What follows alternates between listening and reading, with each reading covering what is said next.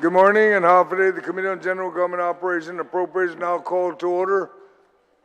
Folks, keep the noise down. If you have a cell phone, turn it off or put it on vibrate. Figure it out, okay? In compliance with open government law, the notice for this public hearing were posted on the Gov Guam public portal on GTA channel 21 and Docomo channel 117 and live stream on the Guam Legislature's YouTube. And disseminated via email to all senators, all main media broadcasting outlets on Monday, June 10 and on June 13. This morning we will be discussing the budget of Department of Education in reference to Bill 236-37 COR, Committee on Rules by request of I Magaʹhågan Guåhan, the Governor of Guam, in accordance with the Organic Act of Guam, an act making appropriation for the operation of the executive branch of the Government of Guam for fiscal year ending September 30, 2025, making other appropriations and establishing miscellaneous and administrative provisions. At this time, I ask the members of the Department of Education that are at the panel to please rise and be placed under oath by the Sergeant at Arms. Dr. Swanson and Madam Chairwoman, if there's anyone in the Department of Education that's going to speak, have them come up to the panel. And if not, have them make sure they stand up so that if they're going to speak, they've already been sworn in. Otherwise, they will not be allowed to speak. All right? If you can please rise. Yes, smart. Everybody stand up and get sworn in. Thank you. Please raise your right hand. Under penalty of perjury, do you affirm that any and all information you provide today, whether it be verbally, electronically, and in writing, be the truth, the whole truth, and nothing but the truth? Mr. Chair, you're under oath. You may proceed.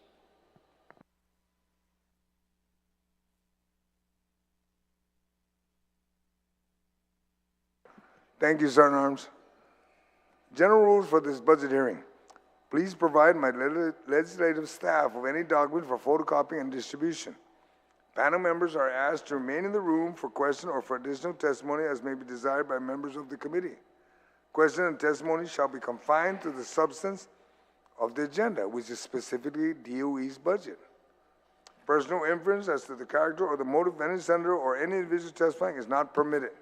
Any violation of this general rule of conduct will result in removal from the budget hearing. Proper form and decorum shall be practiced by all present in the public hearing room for these proceedings. Individuals who fail to maintain proper form and decorum will be restricted from participating and will be removed from the room. When you speak, please make sure that the microphone is on and that you speak into the microphone. Please state your name and your title for the record. I'd like to acknowledge my colleagues that have joined me this morning. I have the Oversight Chair of the Department of Education, Senator Chris Barnett. I have Senator Tom Fisher, and I have Senator Roy Kanata. With that, I'd ask either the superintendent or the chairwoman of the board to present the budget of the Department of Education. Sir or ma'am? Good morning, Mr. Chairman and Senators. I'm happy to be with you. I'm going to present it, and if I get too far off in the weeds, Dr. Okada will pull me back, I'm sure, but I also have our content area experts with us today to help out. In the packet you have with you, there is the outline of the testimony I'm going to provide, plus a PowerPoint that you can mark up. We'll also see that on the screen. And the other documents are background information in support of the materials that we're asked to provide information for. So here we go. Good morning, Hafide, Chairman San Agustin, and members of the committee. Thank you for the opportunity to sit before you and present the Guam Department of Education's fiscal year 2025 budget request and provide testimony on behalf of our management team, division heads, administrators, teachers, staff, and most especially the students and their families. GOD's success is largely forged in the level of support this body provides in the funding of our operations so that we can be successful in providing quality education and support for our students. Before we get started on our presentation, I'd like to note, and similar to last year, GDOE, through the leadership of my office and the Guam Education Board, was deliberate in its fiscal responsibilities and took proactive measures to develop GDOE's spending priorities, which align to the local appropriations level provided in the efforts to maximize the use of federal funds. This practice continues considering the expiration dates of our educational stabilization funds and the American Rescue Plan grants. Could I have slide 2, please?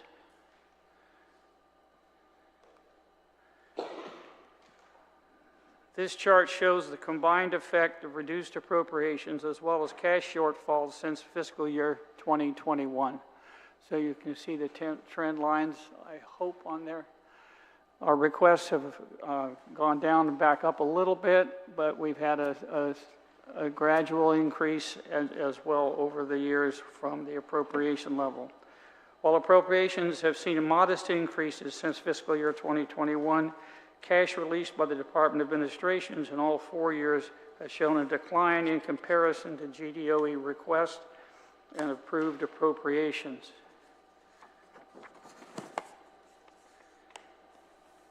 Although GDOE's appropriations increased to $232.6 million for fiscal year 2023, which was a notable increase of $26.56 million, it fell short $35.7 million of the board-approved budget request for that year.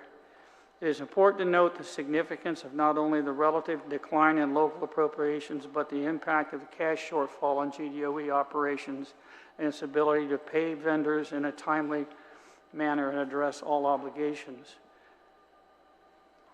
At the bottom left corner of that slide, too, I'd like you to note, please, the changes in compensation benefits for different employee groups, that we were funded for the overall 20% increase. However, the last two changes are having to be taken out of existing appropriations. Slide 3, please.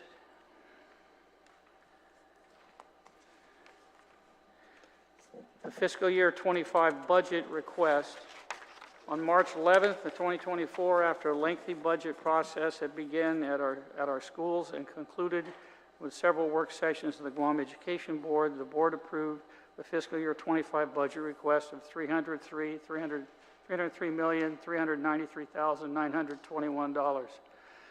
GDOE, along with the support of the board, has developed the fiscal year 25 budget, which represents a baseline funding level to adequately fund staffing and critical contracts to keep schools operational. You'll notice that the overwhelming majority of our costs are in personnel. Operations represent about 7.9%. Utilities are 6.9%, and that's an anticipated increase. And the capital outlay is a small number that doesn't even show up on the graph. It looks more just like the line that is 0.4%. Let's go to slide 4, please. Personnel expenses represent the majority of our expenses, so I want to speak to that.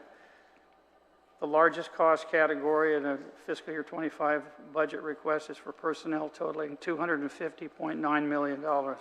The personnel budget request includes funding for $245.2 million in salaries and benefits for the department's filled and vacant positions, $400,000 for merit bonuses, $826,000 in reclassifications, $1.33 million in anticipated salary increments, $1.7 million in salaries and benefits for substitute teachers' positions, as well as payments for the Chamorro Studies and teacher prep compensation. And by teacher prep compensation, what we do in secondary schools frequently is, without a substitute, we ask teachers to cover a class, and they're compensated individually for that, hour by hour. Can move on to slide number 5, please. The next 2 slides will break down our personnel budget request between filled versus vacant positions. School-based positions make up the majority of the fiscal year 25 personnel budget request, with 2,421 positions totaling $219 million. The 3 highest staffing levels continue to be teachers, school aides, and school-based administrative staff. Currently, our teacher-filled position count is at 1,802 aides and school-based administrative staff. Currently, our teacher-filled positions count, including JRTC. I'll read that line again. Currently, our teacher-filled positions count is at 1,802, including JROTC instructors, which amounts to $170 million for salaries and benefits. School aid positions include 254 positions totaling $15.4 million, and school administrative staff positions are currently at 154, amounting to $9.8 million. That includes school principals, assistant principals, and office staff. Slide 6, please. The next table summarizes 141 filled positions at GDOE's central office. The current staffing level for currently based positions amounts to 119 professional and support staff, with a total of $12.6 million in salaries and benefits. The largest staffing levels for central office continue to be at facilities and maintenance, financial affairs, human resources, and procurement. These 4 offices represent 65% of the central office personnel budget. I call to your attention that the total cost for salaries and benefits amounts to $250.9 million for our current staffing levels. This is already near the total appropriation provided in fiscal year 2024. Slide 7, please.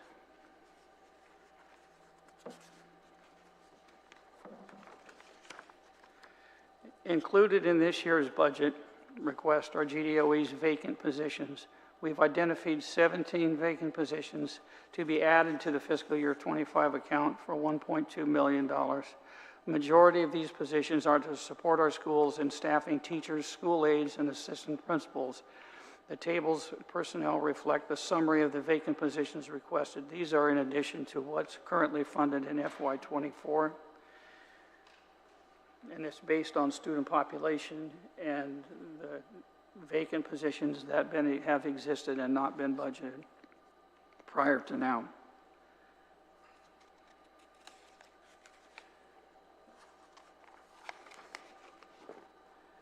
Existing and known budgeted vacant positions carried over from fiscal year 24 to fiscal year 25 are outlined in the table below the account. So if I could have slide number 9. Excuse me, number 8. The next slide, please. There we go. The total account for the total of $6.4 million for the total personnel request. So these are vacant positions that have yet to be filled. For example, teachers of 58, that's the known number from last week. 2 weeks before that was 40 because we've had several retirements and a few resignations. So these are the most current numbers available as of the end of last week.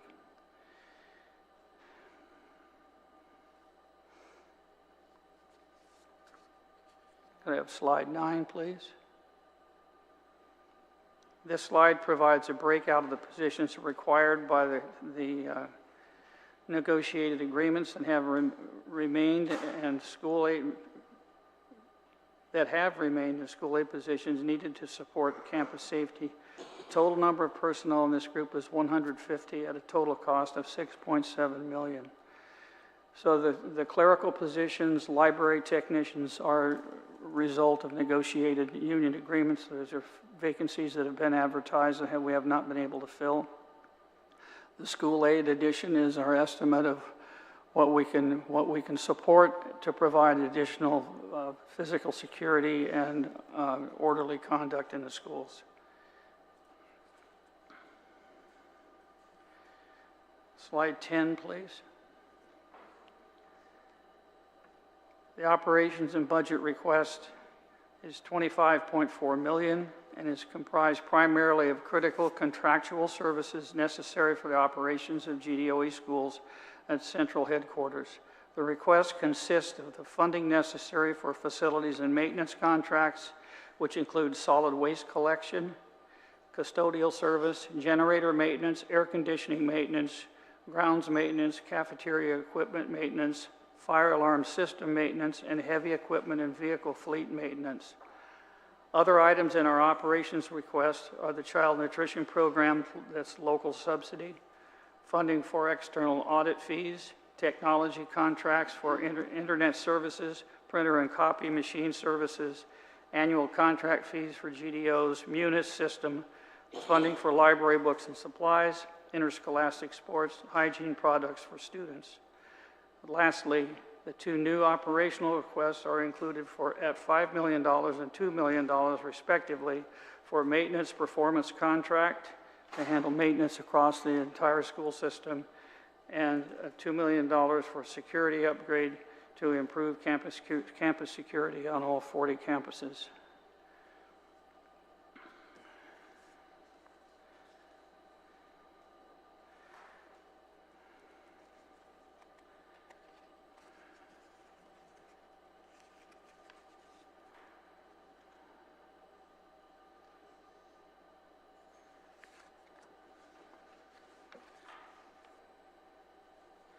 I have slide 11, please. Utilities budget request is $27.2 million. The budget request for utilities is $22.5 million, which assumes full utilization of our school facilities. Power consumption is at the largest component of utilities request at $19.9 million. Water consumption is expected to cost $6.8 million, and telephone services are $410,000. For the last 3 fiscal years, GDOE was able to leverage federal funding to cover power and water expenses utilizing the ARP grant. Through fiscal year 23 and 24, GDOE was able to cover utility costs that aligned with the grant activities that promote the safe return to in-person instruction. Since GDOE has reprogrammed the majority of the remaining ARP funds to capital improvement projects, and the grant expires on September of 2024, the cost of utilities are now included in local budget requests.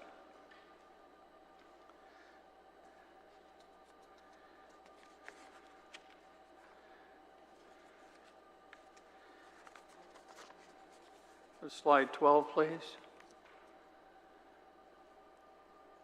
Our capital outlay budget request is $588,000. Finally, the Guam Education Board submitted a capital budget request of $380,225, which is comprised of funding for the limited gaming fund and required funding for sport level of effort for special education buses. GDOE continues to prioritize federal funding, specifically the ARP, to address capital improvements needed for public schools. The previous acting superintendent of education was successful in reprogramming approximately $110 million for large-scale CIP projects, which include canopies, roof work, electrical, and plumbing. These projects are in progress or in the final stages of procurement.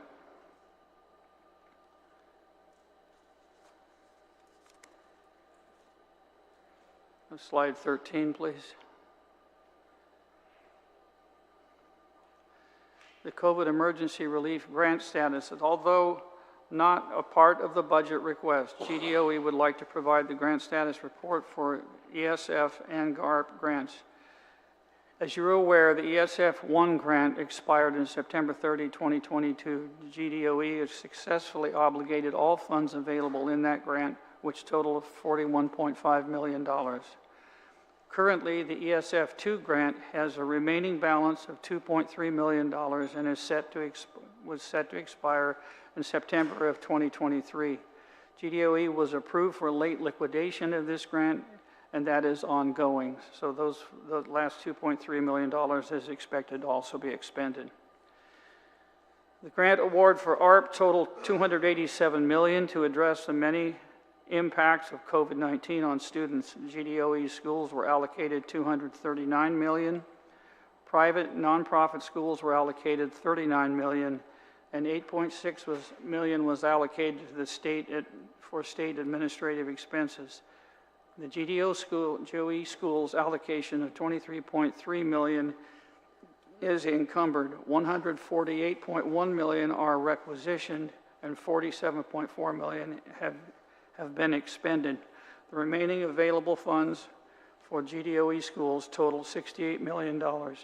And this slide breaks out line by line all three of the grants and the status of the funds in each of the categories. And slide 14, please. In closing, the GDOE has held by Guam statute to adhere to the 14-point mandate. On your screen, you'll see a listing of 14 points and a breakdown of the FY24 budget request, which is categorized according to $287 million in our current request. As you are aware, GDOE is currently facing many challenges. This year we have experienced changes in leadership. Our schools are currently gaining ground in health inspection. This work stems from the lack of preventive maintenance to keep aging school facilities healthful, safe, and sanitary. GDOE, together with the Guam Education Board, has developed the fiscal year 25 budget, which represents a baseline funding level to adequately fund staffing and critical contracts to keep our schools operational. We ask for your full support in adequately funding the education and appreciate the ongoing support from your committee. Thank you again for the opportunity to come before you today and present the FY25 budget request. We welcome your partnership and your support as always. My team is available to answer any questions that you might have. Thank you, Mr. Superintendent. Madam Chair, Chairwoman, Dr. Okada. Buenas de mañanas, Senator San Agustin and members of the 37th Guam Legislature. Senator Barnett, thank you for being here this morning. Senator Fisher and Senator Kinata, thank you also for participating. I'd like to thank you also for this opportunity to present testimony in support of the Guam Department of Education's fiscal year 2025 budget. My name is Mary Okada, presenting as my role as the chairperson of the Guam Education Board. Today, I provide my support for the Guam Department of Education's budget request of $303,393,921. This budget represents increased levels compared to our current budget for fiscal year 2024 as appropriate, based on several factors. For the past several years, due to the COVID-19 pandemic, GDOE has received significant financial support to address the pandemic. This unprecedented event required the department to institute immediate measures to continue its support for the school children on Guam. As a result, funding for critical needs, including additional classroom support and supplies, utilities, maintenance, repair for air conditioners, and other capital needs, have been federally funded for the past couple of years. The most notable expenditures are for expenditures to support the 41 public schools and the repair and replacement of air conditioners. The federal funds that have been provided will expire at the end of this fiscal year. In addition, as the largest agency of the government of Guam, the 22% pay increase under the general pay plan and the 24% increase for our attorneys have increased our budget for salaries this past year. The current 18% increase in 2024 for the nurses' pay plan was not in effect during the development of this fiscal year 2025 budget request. The Guam Education Board members have been reviewing board policies that affect the fiscal management of the department. This review considers the decreasing enrollment across the system, the need to adhere to the collective bargaining agreement, and the interest to address the maintenance needs of our school facilities. As a result, several initiatives have been taken by the superintendent to address these issues, such as cross-leveling of personnel at the schools, the initial review to consider decommissioning of schools, and the updates to standard operating procedures for incentive pay that has been in effect for decades. It is important to note that the superintendent has also included a couple of line items that should be highly considered: the funding to support school safety and the need for construction management for capital repairs for the schools.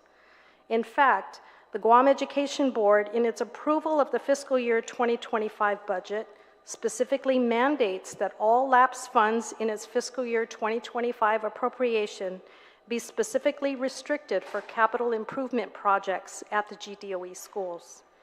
In preparation of the fiscal year 2025 budget, the department considered the impact that this federal funding would have on future budgets.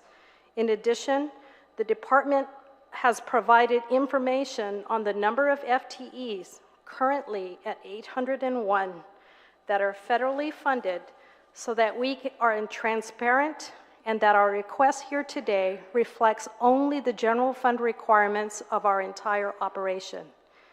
It is important to provide the actual staffing of the department to demonstrate how federal funds are being used to support our operations. We are grateful for the continued release of allotments based on the appropriation schedule for fiscal year 2024. However, there are some special funds that have not had significant revenue or sufficient revenue streams. We request that you revisit those revenues to ensure that the department receives the adequate funding to support specific activities. This morning, I close my testimony supporting the Guam Department of Education's fiscal year 2025 budget requests for $303,393,921. This budget supports the mission of our department and the 14 points in the Adequate Education Act. I'd like to take this time to thank all of you for your support for the Guam Department of Education, staff, faculty, administrators, but most importantly, our approximately 25,000 students. Sidus Masi. Thank you, Madam Chair. Dr. Swanson, you have a new CFO or Deputy for Finance? Did you hire somebody on board or no? I'm sorry, could you restate that? Your Deputy Superintendent of Finance, do you have somebody new on board or no? I have a new superintendent in finance who will be on board effective July 22nd, and he is here. It's Mr. He's here? Lord Paul, yes, he's. Okay, well, maybe he can come up to the panel so that when we ask questions about money, I know he's familiar with it, and then he can, you know, we get his foot wet, deeply wet. So if he can come up, I would appreciate it. Okay. I want to make sure he's fully engaged, so when July comes around, he really knows what he's got himself into. Well, I think that I might have scared him a little, so let's. Nah, he won't get scared. But I'll let him speak for himself. Okay, well, what I wanted to do was address specifically, you know, when we deal with the budget with the Department of Education, we always have to look at the MOE, right? The maintenance of effort. Last year, the maintenance of efforts was estimated at 246. You got 258 for this year. Correct. This year, it's at 255. Are you aware of that? The MOE requirement? In other words, the federal government, in order to give you a bunch of grants, we got to make sure we cover our base by making sure we're providing you the maintenance of effort, which is to support the department. And that amount is 255. I like the 303. Don't get me wrong. I'm just saying is that we just need to make sure we have a clear understanding that any money beyond 255 is almost a gift. Okay? Because the federal government requires that you got to make sure we provide you the maintenance of efforts, which is to give you a certain amount based on the budget of the whole Gov Guam. You understand that, right? Yes, I do understand that. Okay, so we're good. My concern is that I like the idea that you brought up safety, and the superintendent brought that up, and you've identified, I think, 86 more school aides? Correct? I am School having aides? trouble hearing you, so that. Oh, you're having trouble? Yeah. Let me ask am I loud enough? Yes, you All are. right, okay. School aides, you identified on your slide, you're looking at hiring 86, Right, right? correct. Okay, is that inclusive of the school aides that are currently one-to-one? You know, you have school aides in the department that are one-to-one, and every year they have to resign after 9 months. And it kind of bothers me. They resign, but you need school aides, and then you got to hope and pray that these school aides are going to come back and reapply and go through that whole process of getting rehired to a position that they've held for, some of them, as much as 10 years. And I'm just surprised that I don't know if the department is going to consider hiring them full-time, making them school aides under your federal program of 9 months, and the rest of the 3 months picked up by the department's budget. Have you guys considered that? We've wrestled with the school aid numbers quite a bit. We have them funded through the end of next school year at this point, those one-to-one aids. So you got them for 12 months this time? This time. Okay, And the 58 that are in here are additional ones that we anticipate that we need that are not one-to-one aids. They're not special education aids. Those are school aids to work the campus. Okay. When you look at most of our schools, you don't have good line of sight supervision in hardly any direction just because of the way they're engineered. So it takes more people to make sure kids are behaving appropriately in the halls and stuff at passing times. And also to provide support in the classroom with teachers in small group instruction, especially in reading and math. okay. I'm no problem. I just wanted to follow up on that one Yeah, because I that's met where a the lot number of your comes from. one-to-one school aides, and they were very concerned that if they're going to do this every year, every 9 months, they're really seriously considering they're looking for another job somewhere else. It's not worth their time, even though they're concerned, they care, they want to stay with DOE, but it's obvious that the employer is not wanting to keep them. That's the message I'm getting from them. So that's why I had to ask that question, okay? And I do want to be sure you understand that my intent certainly is to keep those important, engaging adults on the staff in our schools, because every adult in the building is one person that some of the students trust beyond anyone else. And if they're having a problem, they go to that adult. That's correct. It can be an aide, it can be a teacher, it can be a principal, it can be a custodian. But they're invested in the school and the school community, and we want to support that. The challenge is making the money work. Okay. The funding for those special ed aides is contingent upon the language in the IEP and the total number of students that need special services. And we continue to work with that. Yeah, you just square that away for 9 months and let the government pick up the rest, right? And that'll work. We have to find a way to do that. But when you switch what color the money is, federal money, local money, that gets to be a little bit challenging. It can be challenging to a certain extent, but money is the same color no matter where you look at it. It's just about the grants. When you have a bunch of folks in federal grants that are federally funded, I'm almost sure most of those positions are classified to begin with today. And if they're classified, that means when the federal funds go away, we need to figure out a way how to fund that. So you can't, that excuse won't work with me. If you make those school aides for the one-to-one classified and you federally fund them for 9 months and then you pick them up for the remaining 3 months, 3 months for the year, then it should be able to work because it's coming out of your budget. 9 months, you pay it this way. The remaining 3 goes out of this budget. That's all it is. Okay, so I'll let you figure that out because if you ever lose a grant and you have a bunch of federal programs, people, program coordinators, and a bunch of them just sitting around, and there's no money, you're going to come to us and say, we need to keep them employed. And I'll look at you and says, how did you take care of the school aides then? That would be my biggest beef. Because why? Those school aides are in the school, they're protecting the children from any danger. And my next question is actually now on the SRO program, which you've switched. The department switched to be the truancy at the attendance officer. Am I correct? That's correct. Okay. When the SRO program was in place, it was federally funded, and they used the Superior Court to hire marshals to protect the students because there was a shortage of school aides, correct? That's correct. Now you move it to truancy officer. Are those officers going to be in the school like the SRO program was? And the answer probably is no, right? Because as a truant attendance officer, you're out to look at who's not coming to school and find out from their parents, where are your kids, correct? That's part of their responsibility. That's correct. So how are you going to fill the void? Is it through the school aides that you wanted to hire? Say yes, because then I can support you. The additional school aides are part of that solution. All right. And the line in the security, the $2 million line for a security upgrade is to work in collaboration with Guam PD to expand and actually have sworn school resource officers. But right now, there's no funding for that. There's nothing in the 303? I know you'll figure that out, Dr. Swanson. You got your finance guy. That's why I wanted to make sure he was close by. So he's going to be thinking about that. Okay, let me figure out where we can move now. Dr. Okada?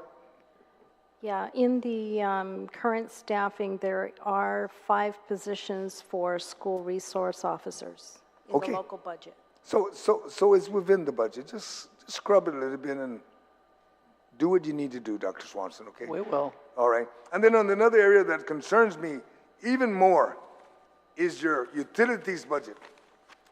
For the past, I'm not going to say several years, but a few years, I've asked the question, why don't you put solar in your building? If GPA is not going to help you, then figure it out. Get a grant, put solar. There's $19 million you're budgeting for power. If GPA is not going to help you, why you want to even give them 19? I mean, you should be the threat. If you get a federal grant and you put solar and you save $19 million and you got solar and battery, I have a feeling they're going to jump at you and says, Dr. Swanson, we'll do the program. That's all I've asked in the past few years. You know, they want to build solar farms all over the island. Great. But DOE campus, building the roofs, they're not going to affect the students. I mean, look at all the homes today that have solar panels. You don't see anybody claiming that they got a medical condition.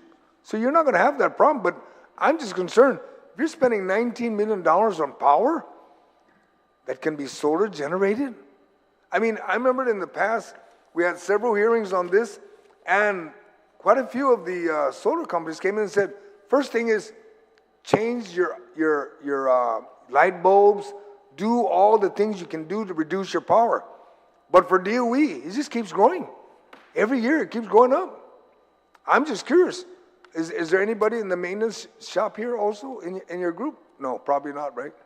No, but I will tell you that we're working very closely with Guam Power and Siemens in the BEST grant program, and we've been doing projects on several campuses, and one of them is to put in solar microgrids, and they're looking at 5 campuses to start with initially. And today one of your pilot programs is in Chalampago, right? Yes. And how much money have you saved? Because the bill still says 19 million. If you told me today it's 15 from 19 or 12 from 14, then I can believe the pilot program's working. But I don't know if you're saving money Well, or it's not installed yet, so we don't know the numbers. It's not installed, but what's it estimated to save? Can somebody tell me what's the estimated cost savings? I'm trying to figure out a way how to make sure you keep all the money you're getting, okay? And if you reduce the expense on power, that stays in the Department of Education. If you said today, we need 303, and you're going to save, let's say, out of 19, you can save $10 million, I say keep the 10. Do what you need to do for the department. But if you're not saving a penny, or you're not able to save a penny because GPA is not really working with you, and this is old news, okay, when we're talking solar. For you, it may be new, but for me, it's old news. Even Dr. Carter knows, because GC, it's got a bunch of solar panels up there. They're saving money. UOG should be pursuing the same thing. I want DOE to do that. I like to see the largest campus you have here, roofs filled with solar panels. And if the excuse is going to be we need a place to put the battery, figure it out. The campus is that big, you can find a place to store battery if that's what's needed. But there's just got to be a way to reduce that $19 million in power. Okay, that's what I'm eyeing right now. And with that, I got a bunch of questions still, but I'm going to save it. Dr. Okada, yes, ma'am. Senator, I would just like to go back to the MOE for a minute. So the MOE of 255 is correct, assuming that the total budget for the government of Guam for education remains the same. So if you increase other areas, then the MOE will be adjusted as well. So we just need to, so 255 is assuming that education budget's going to be a flat, but if you start to increase in other areas, that MOE is going to go up. So we just ask that that calculation be considered as you start to balance the rest of the government of Guam. Yes, ma'am. And that's why I said I'm kind of comfortable with 303 right now. Because at one point during this, while we were waiting for the budget to hit our office, we were looking at a status quo 258, and then we had to estimate what is the organic growth. We're looking at 280, maybe 290. So when you come in with 303, I'm generally comfortable with that. I'm just hoping the body will support you on 303. Because when we finally put the whole packet together for Gov Guam, I'll be looking at my colleagues. Look at DOE. Are we in agreement? If they say yes, okay, I'm halfway down to approve the whole budget for Gov Guam. Because DOE is the biggest budget, you know, there's no doubt about it. We talk 700, 800, 303, very close to 50%. We get that by. DOE just got to work on what they need to work on. Okay, and then we'll be okay. Dr. Swanson, you're comfortable. Don't worry about it. Yeah. You got good folks. You got a finance. You got Dr. Okada. I know I have a good team, and we're Yes, making you do. progress on a number of fronts. It's a lot to do, but we're doing it. All right. Have you had any word about Simon Sanchez, construction management? Is it? I know they're doing evaluations. I don't know if they're done or not. I don't have anything new on that. Okay. Well, I'll follow up with DPW. And with that, I'd like to also recognize Senator Brown has joined us this morning, and I'd ask the Oversight Chair of the Department of Education to ask a question, followed by Senator Tom Fisher. Thank you, Mr. Chair, and good morning, Superintendent, Madam Chair, and welcome aboard, Colonel Paul. I hope this hearing doesn't scare you too much. It almost had when you have the budget chair saying he supports the 303, I almost want to just adjourn and call it a day before too many questions get asked. But I guess I'll go ahead and ask the most obvious one and just talking to people, because this past year a lot of discussion has been made about the decrease in enrollment and possible consolidation and closure of schools. But a lot of people would say, looking at this budget request, which is a $56 million increase from last school year, how would you justify that, Mr. Superintendent, when you have the Guam Department of Education saying that our enrollment has decreased by several thousand students, and we're now looking at possibly consolidating or closing facilities? How then do you justify this increase of $56 million in your budget request? The total number of staff that we have, and we have actually gone through working with the board and cut a number of positions that were listed in the previous budgets as vacant and were budgeted for, but were never filled. So in this process, we removed well over 50. So that's part of it. The other piece of this is that our employee expenses have gone up individually a great deal, between salary levels, reimbursement for retirement benefits. Those expenses have gone up as well. And we have cross-leveled and realigned our teaching staff, and so we are more appropriately aligned to the actual enrollment in schools, as best we know. Of course, we're going into a cycle of re-registration and counting heads, but also recruiting. As I said, we have 58 known teacher vacancies at this time. Those we need to fund for, but I don't know that we'll be able to fill them.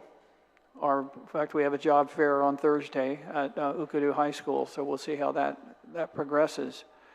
But most of this can be attributed to the actual costs that are mandated for compensation in different groups of employees. So we talked, Dr. Okada brought out the 18% increase for nurses. We have 45 of those people. That's a significant amount of money. The increase for the attorneys increase, it's a small line in our overall budget, but it's an increase, and it was a significant one. And then the 22% increase overall of salary for all employees, that's showing full force in this budget. It was partial in the last budget. I know in Chairwoman Okada's testimony, she had talked about a couple of the line items that she encouraged us to support. One of those was school safety. So just for the viewing public, because I don't know how much we've had discussed on the record here at the legislature, can you just go through this program, what it's going to entail, who it's going to entail, and when it will be implemented? Well, what I would prefer to do, especially for our high schools, if we can fund it, is be able to cost share with GPD and actually have uniformed sworn police officers who are school resource officers. The previous arrangement through the court didn't work out really well. I've seen the model, used the model in stateside schools with SROs, and that you have them physically on campus, and they're also not only trained police officers, they're trained to work with kids, and their presence makes a huge difference, and it also provides a sense of stability that we knew that this year that when we brought retired officers on campus and had police officers drop in in our normal routine, it changed the culture immensely on all the high school campuses. And the issues that we were having earlier in the year stopped. And that's what we want. We want a relaxed and safe environment for everybody there, and that presence makes the difference. And they also have a counseling function that, like I said before, the adults that students can relate to on the campus, some of them are SROs. Others are different positions. They don't have to be a teacher or a counselor. Every adult there is someone they trust and help them make good decisions. So in discussing this program with the Chief of Police, initially the concern had been the shortage of personnel in GPD, and then it became kind of a budgetary question. So you're confident that what's included here in the budget will give us adequate, or hopefully more than adequate, safety at our schools? The recruiting challenges remain recruiting challenges for the Chief's department as well as ours, but we want to be aggressive about that and see if we can find good people to do this work, because it's a model that I know works. Now, I understand the challenges that the police departments have in finding qualified candidates, and I don't expect that to be much different for us. Just on the one-to-one aides, so just to clarify, because there was a lot of talk about aides the chair was asking about, but in a previous hearing, the principal of I Magaʹhågan Middle School, Mr. Derek Santos, who had told us that he was part of a committee that was looking at one-to-one aides, he had provided the committee with documentation talking about a need to hire in this upcoming budget significant number of one-to-one aides. So is that covered in this budget request? Yes, that's in part the 58 new ones. Those are additional positions that we didn't have this year. Okay. And it's assuming carrying forward the ones we already had as well. Right. I have to ask again, because the media was making the calls last week about the status of the $20 million that was taken for Typhoon Mawar relief projects. I had also received over the weekend some concerns from staff at George Washington High School where the perimeter fencing is, all but non-existent. And this is a similar story across the district where, we talk about school safety, we talk about hiring personnel. It's a little ironic that we do that when the perimeters of our schools in many cases are not secure for our kids. And, when we talk about issues that could come up, not only would we worry about students wandering off campus, but, potentially any bad actor who might wander into the campus and past the security. So if you could, once and for all, get the current status of the $20 million, because I know that Department Administration had come out with a press release and, kind of paraphrasing in my own way, but they basically threw your department under the bus and said you don't know how to do the paperwork, and that's been the delay. So what is the status of the $20 million? Well, while we were under the bus, we changed the oil. So what has happened is that the fencing contract is now on the street for bid, and I expect that this week the mold mitigation one will be as well. We've had our procurement folks working very closely with GSA's procurement folks, and they've been able to get through the challenges and move these things forward. Madam Chair, have you had any involvement or engagement relative to this $20 million? Because I remember at the time that it was taken, there was some discussion about DOE maybe possibly being able to multiply that money with the amount of reimbursements we're going to get. And, it's very frustrating that we haven't seen any forward traction. But what effort, if any, has the board undertaken relative to this $20 million? So the $20 million discussion has gone back and forth, and so I wasn't at the initial meeting when the initial discussion of the $20 million. What we have been following up with the superintendent on a regular basis is it in our court, is it in their court? And it seems like there seems to be some traction that the superintendent is now pushing this forward. So the board kind of steps back, offers support where we can, and I think in this instance, the superintendent has the rein, so. Thank you for that, Madam Chair. And, I'm knocking on wood because we've heard this several times that you're working together with GSA, but I really hope that that's the case, Mr. Superintendent. And then while we're on the subject of FEMA, has DOE put in any projects on its own and been reimbursed by FEMA? We have had reimbursement for one of the personnel claims. The others are all still pending. We've done facility damage across the system, and of course we're using that channel to work toward temporary housing for the Simon Sanchez student body, but we're awaiting the decisions from FEMA. A lot of the material that we have submitted has not been acted on yet, and we frequently are asked for more information and provide it.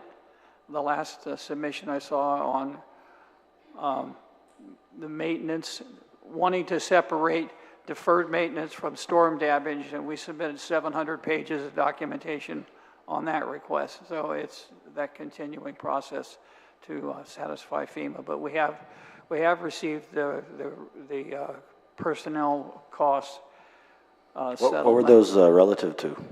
That was for, I may be mistaken, I believe it was for shelter work during the Mawar, and that was a little over $300,000 that was returned to us. Have you received any indication at all that the FEMA reimbursements might be in jeopardy for the Guam Department of Education?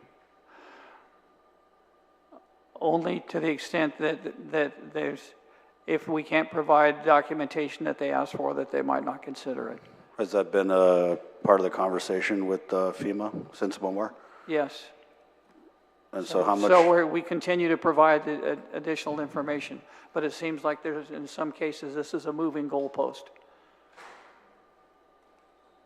Okay.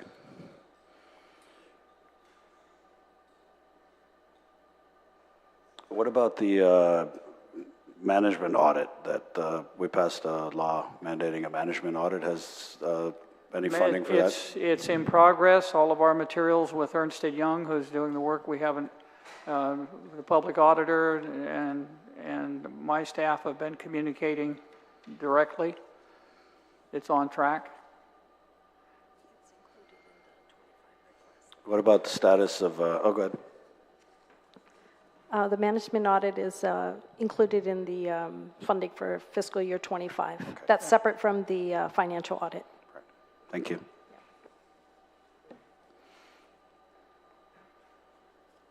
What about vendor payment status? Are we current on vendor payments? Which? Maintenance, grass cutting, all that? Vendor payments. Yeah, the vendor payment, yeah. It should, as far as I know last week, yes, it's current. Because I signed the checks, so I know they were paid. If you could, Mr. Superintendent, what is the status of the refurbishment contract? I think last time we spoke, it had been... The refurbishment contracts there are actually 4 of them. Unfortunately, they're still not signed by the governor. That continues to be an area of contention between her office and the Attorney General. And how long have they been at the governor's office? They've had them through the review process for well over a month. My concern is that we have to obligate those funds before September 30th. That's that's a big concern. The bigger one is the disruption to campuses, because we were hoping to do a good deal of this work while the school was not in session, and that's not come to be. Yeah, it doesn't look like that's going to happen.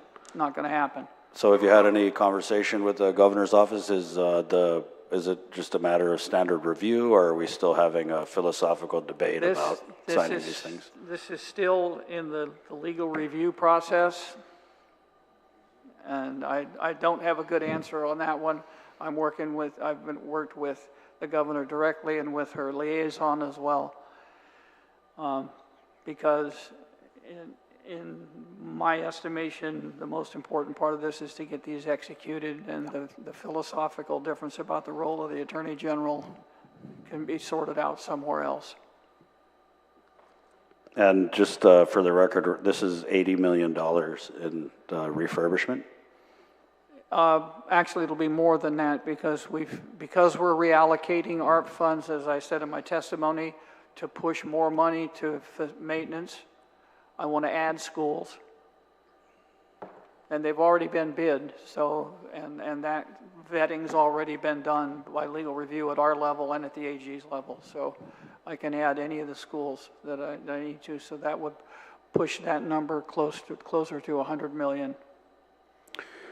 I know you know that the start of the 24-25 school year is when the Guam Department of Education schools must be in compliance with the public health, school safety and sanitation guidelines. And I again want to commend you on the record, even though there are allowances in the law that make you able to proceed in operating schools that haven't been inspected or have failed inspection. The posture of the department has been to continue to move forward to do the work at the schools and to get them inspected and to get them passed, and I'm very thankful for that.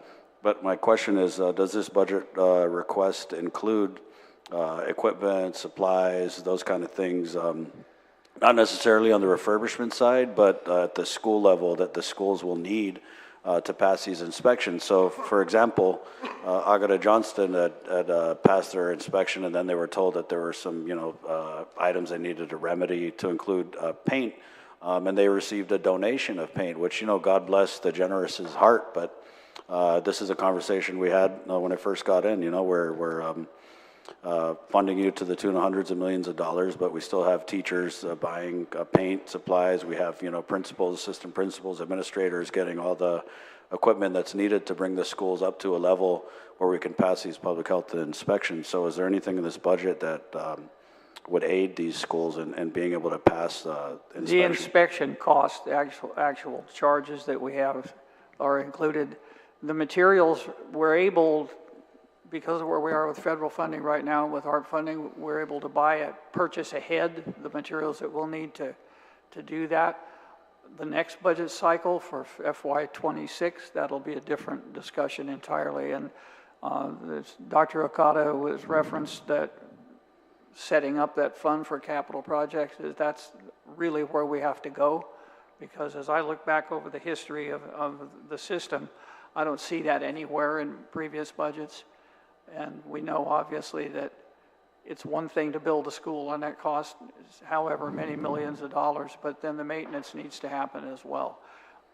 For example, the lease facility of JFK, which is in really good shape, there's a budget in there in that lease for $2 million a year to do maintenance. And they use most all of it every year. So that we have to look at first we have to get our facilities up to a level that's acceptable, and then we have to keep them there, and that's going to be a challenge.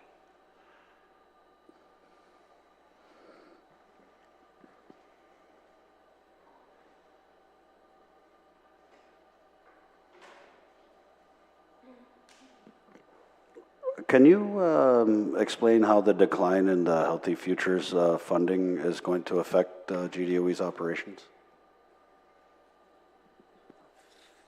Can you help me out with that one? I think it's safe to assume that that's relative to more people are quitting, I hate using the term traditional tobacco, and they're vaping, and the legislature has kind of struggled to put policies in place to capture taxes from that. So in turn, that's led to a decline in the Healthy Futures Fund, right? And that was something that we use to fund a lot of good programs in the Guam Department of Education. Madam Chair? So, Senator, that's where I'm referring to legislature taking a look at those special funds and where we've not been receiving the funding based on the appropriation, to consider moving that to another funding source so that we can adequately provide the activities that are currently funded under those special funds. And can you, just for the viewing public, explain some of those activities? So that's the interscholastics?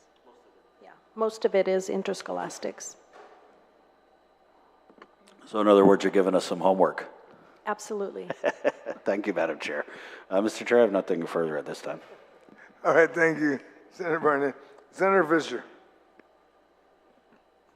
Thank you, sir, and good morning.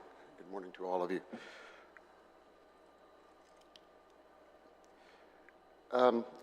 Dr. Okada, I read in your letter that you stated that across the system, the enrollment of students is declining. Is that correct? Yes, that's correct. Based on what we took a look at several months ago, where we were, many years ago, we had about 31,000 students, and now we're down to about 25. And there is information that is available from the department as to the breakdown in the schools that are affected. Okay.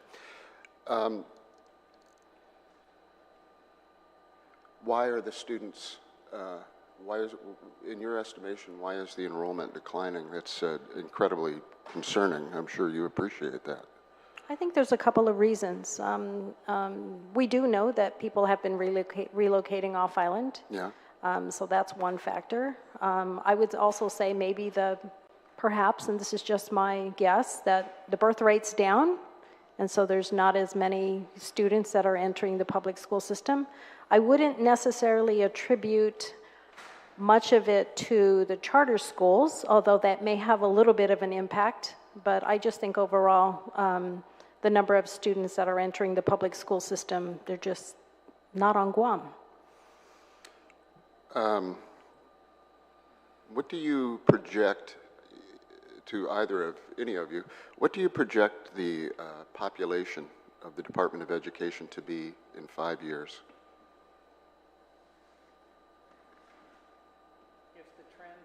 Oh, I'm sorry.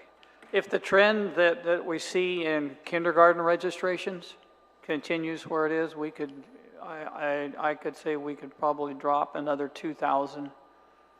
So If that's because we're looking at family size, the number of students available, because would it be fair to extrapolate a continuing decline out to 10 years or 15 years from now? I wouldn't do that at this point, because there's a number of changes going to happen in the population of the island with regard to the military buildup, and as I was looking at data that's provided through the Joint Forces Group, they're anticipating a bump in 28 on spending on education. So it's that I think is a little bit unclear. Okay, a lot of those students are going to go into the DODEA school system, but they'll be contract. I don't know if the contractor's children will be eligible for DODEA. Oh, they will be? No.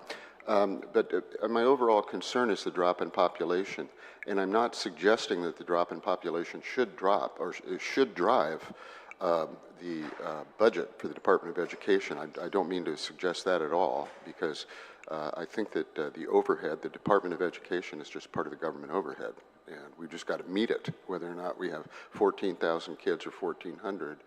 Which brings me to another larger concern. Dr. Okada, you mentioned that you don't think charter schools today are a driver in the decrease. It might be some, but I don't want to attribute the whole 7,000 decrease to charter schools, because we don't see them in the charter schools.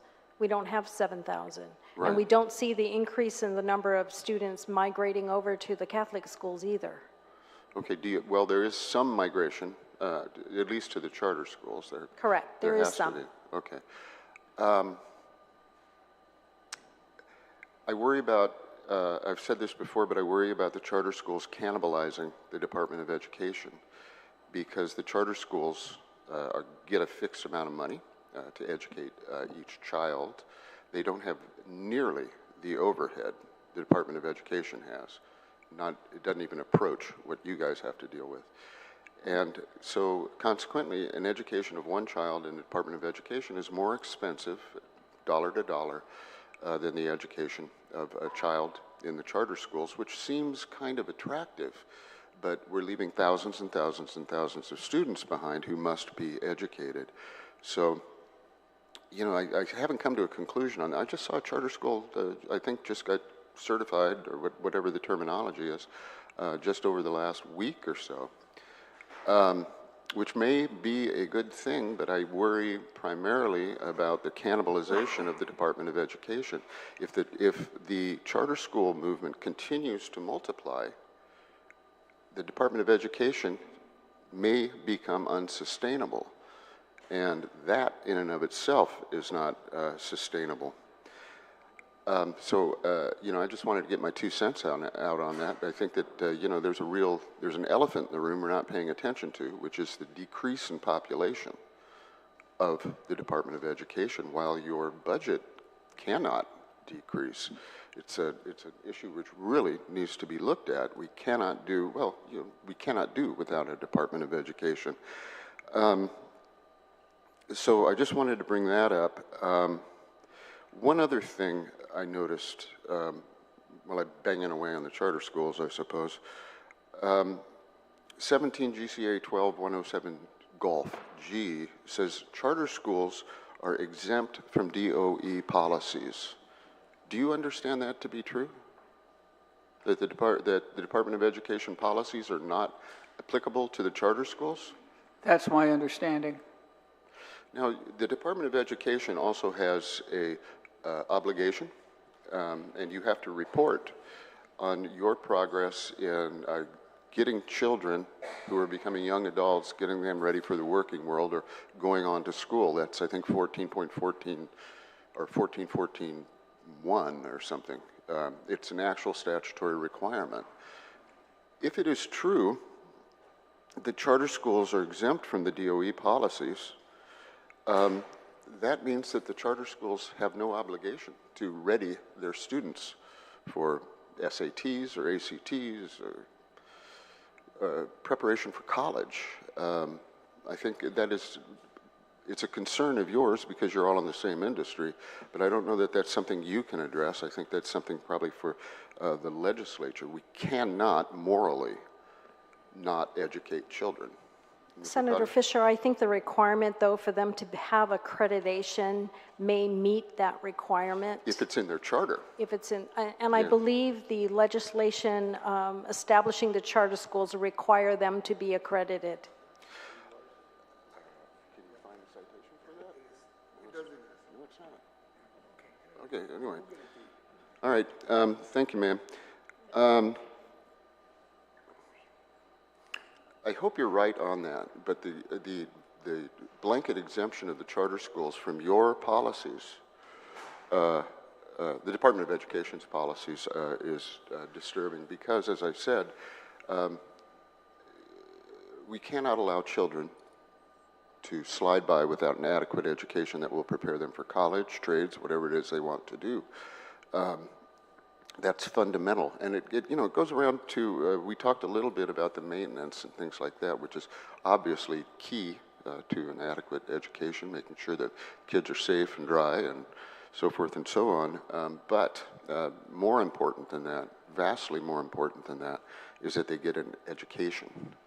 And with that, I noticed, sir, that you've only set aside $915,000 for library books. Could you explain? That seems low, very low. And I don't know that for a fact. I know that you have librarians on staff, and you probably are meeting requirements of some sort of regulatory board on the maintenance of a library. Is that true?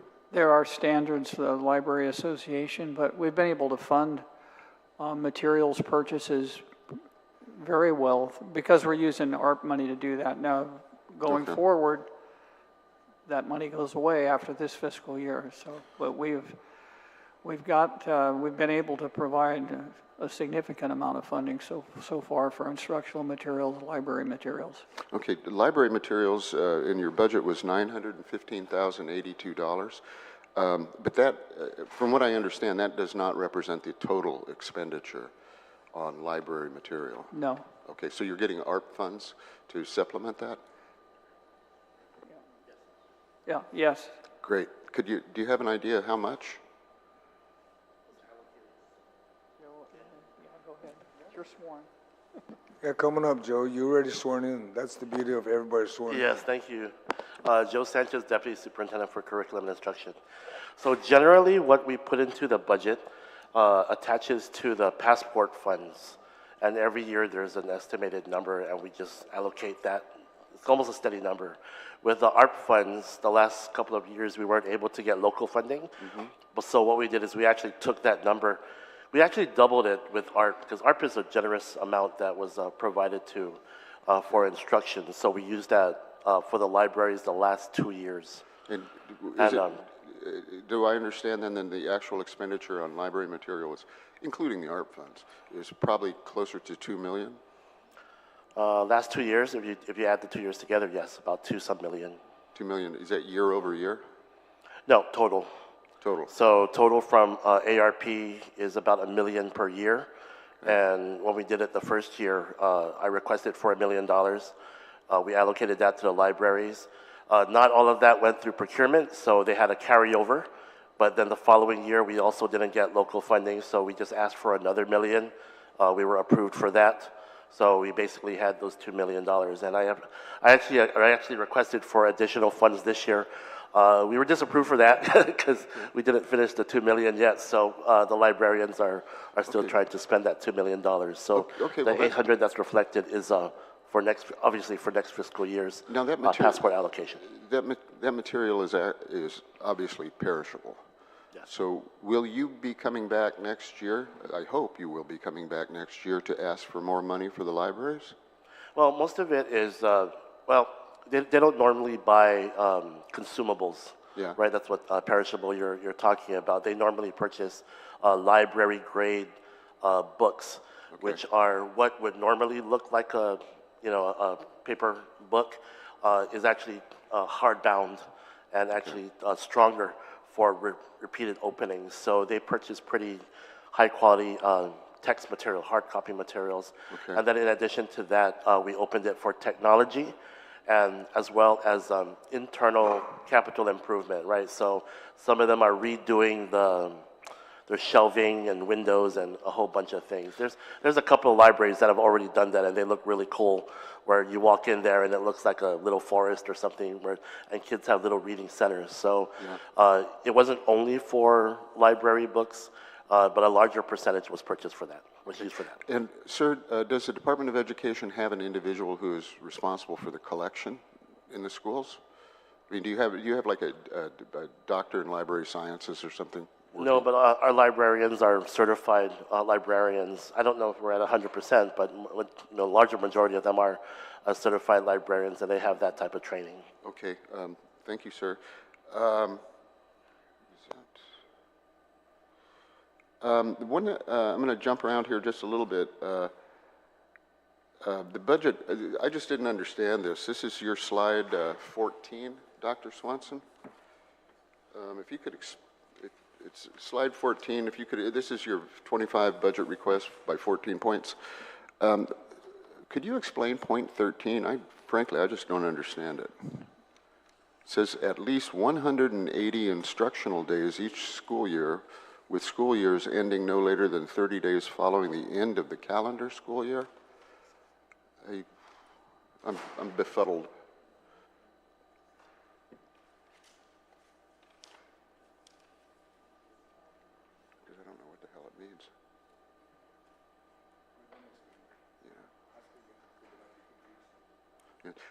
I was on your slide 14, your point 13 of slide 14.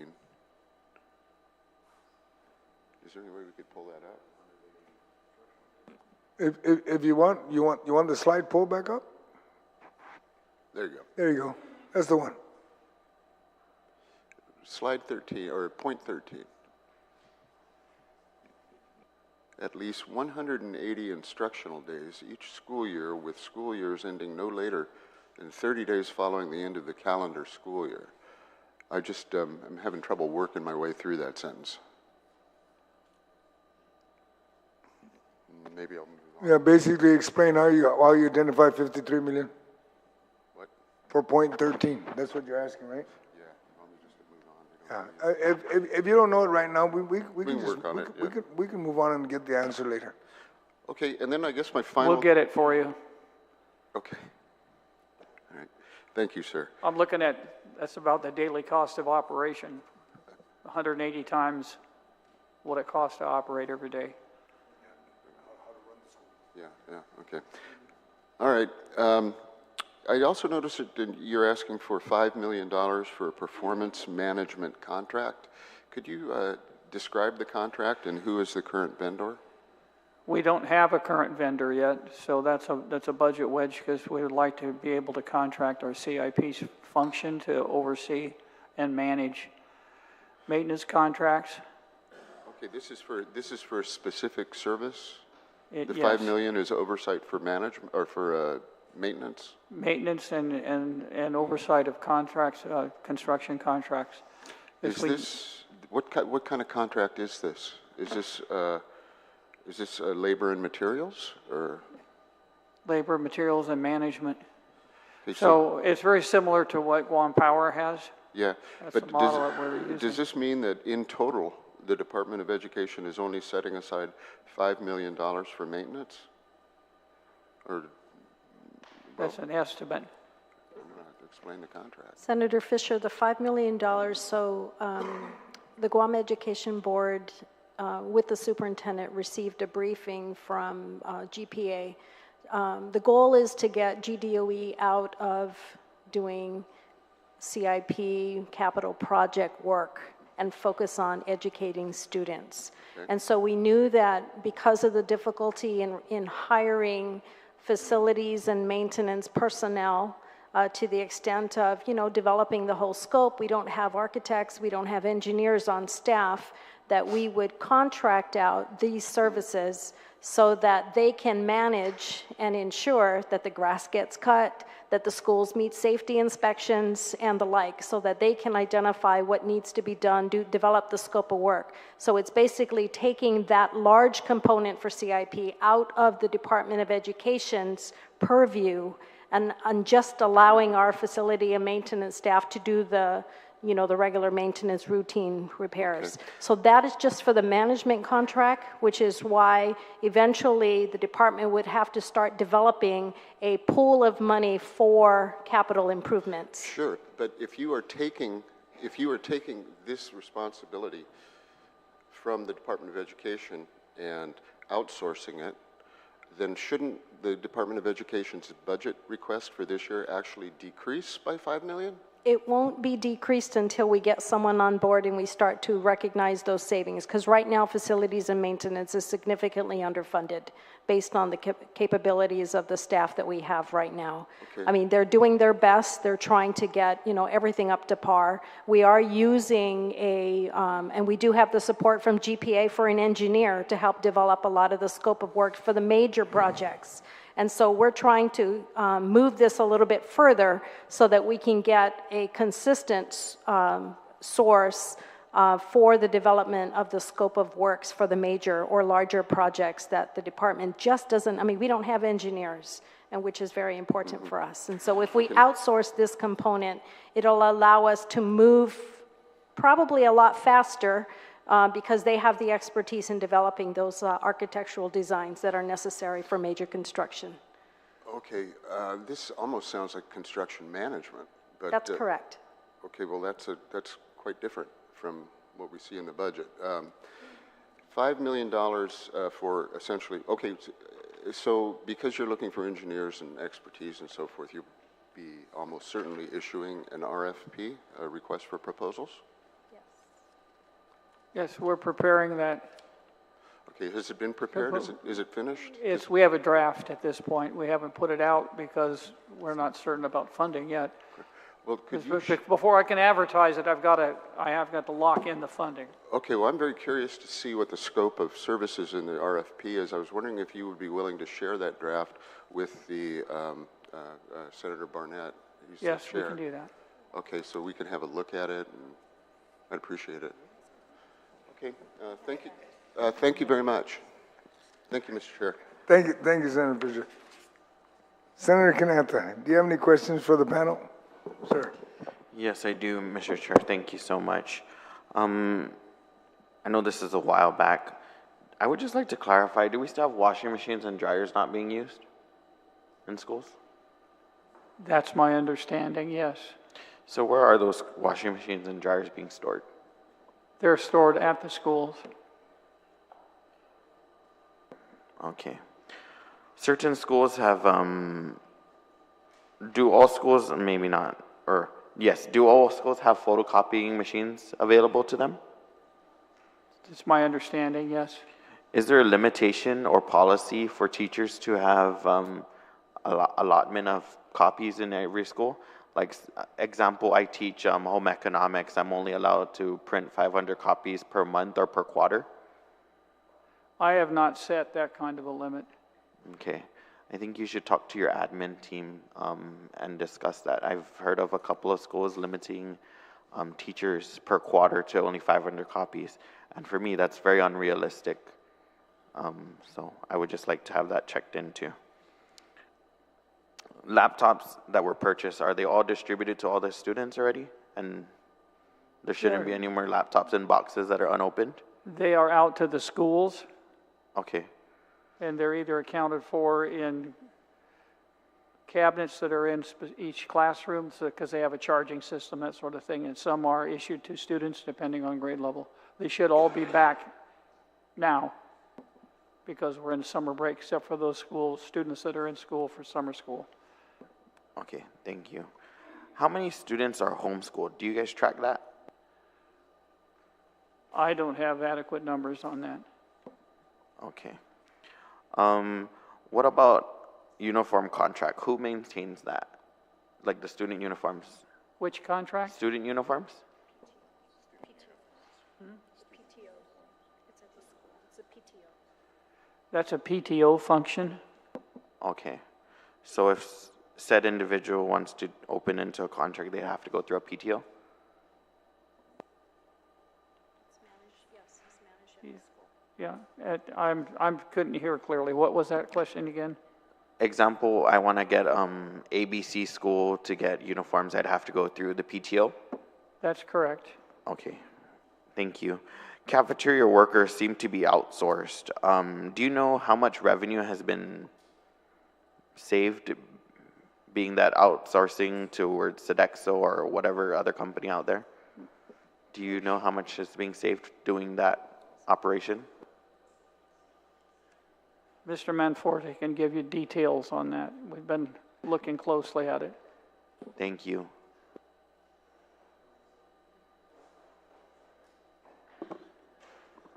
So the question was, is how much are we saving? Yeah, quote unquote. So we're spending roughly $3 to $4 million on the cafeteria outside of the 17 million reimbursement. The contract is currently about 19.5 million.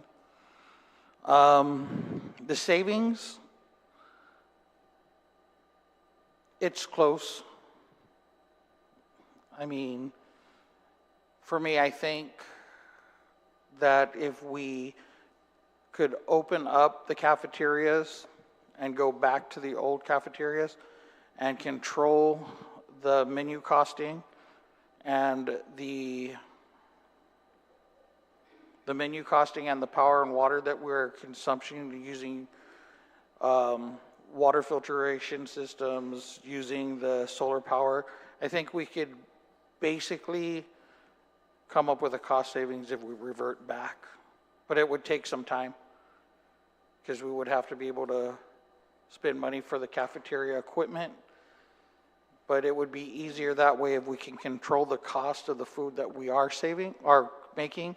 We can make better home cooked meals, but we could also control the menu costs so we can stay under the reimbursement rate. So in turn, I would believe that going back into the cost studies that we have done, we can control that and we can come in probably close to or a little bit lower than the 19.5.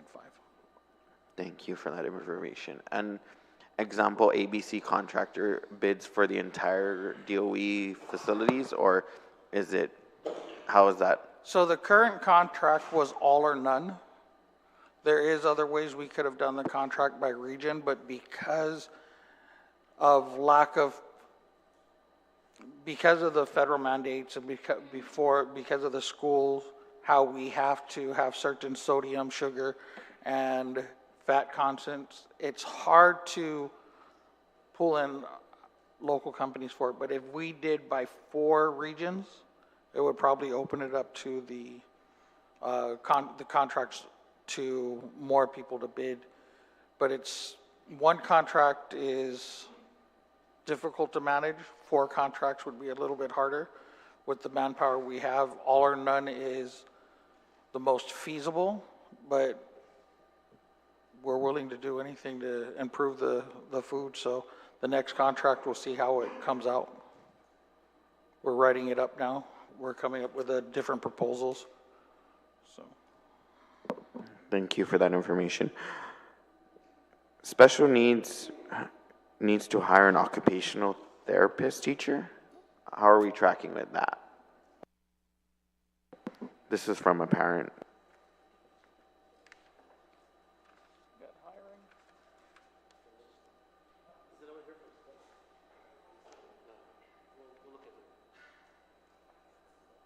Or is that all on Thursday? You're having a open, what do you call it? We have openings, and like, as I said in my testimony, we have a job fair this week. We're still recruiting in all the different levels in special education as well as regular education. So we'll see what the numbers look like. I mean, it's always close in terms of the numbers. So I hope that we can recruit enough to have, so we don't have to share people across buildings. That's really not a good idea if we can avoid it. So we'd like to have folks home ported in their school and have adequate certification to cover all the vacancies. Okay, thank you. That'll be all, Mr. Chair. Thank you, Senator Canata. Senator Brown, I'd like to also, before you start, I'd like to also recognize Senator Paris has joined us this morning. Senator Brown, ma'am. Thank you very much, Mr. Chair, and certainly welcome to the Department of Education and your board for being here this morning. I just wanted to follow up. I know some of my colleagues have touched on these issues already about our concern, particularly with FEMA. As I mentioned the other day, we found out last Monday that Homeland Security, as a result of not complying with reporting requirements to FEMA, may be putting in jeopardy $34.7 million that the Governor of Guam may owe because of lack of proper reporting or documentation. And we certainly, I know we were here talking about Simon Sanchez, a temporary school, the other day. We certainly want to be concerned to make sure that any reimbursements or projects you might be looking at with FEMA are not affected within the Department of Education, because certainly that would be a concern. I know that the temporary classrooms we talked about for Simon Sanchez the other day was one of those things. But what are the other FEMA projects that you are currently working on that may be from the typhoon malware last year or any other FEMA-related projects? Where are you with that and reporting requirements? And how much money are we talking about altogether of existing projects that DOE may be working on reimbursement with FEMA for? The reimbursement, if we're just looking at Simon Sanchez project, if that gets approved, would be 90% of approximately $25 million for the total project.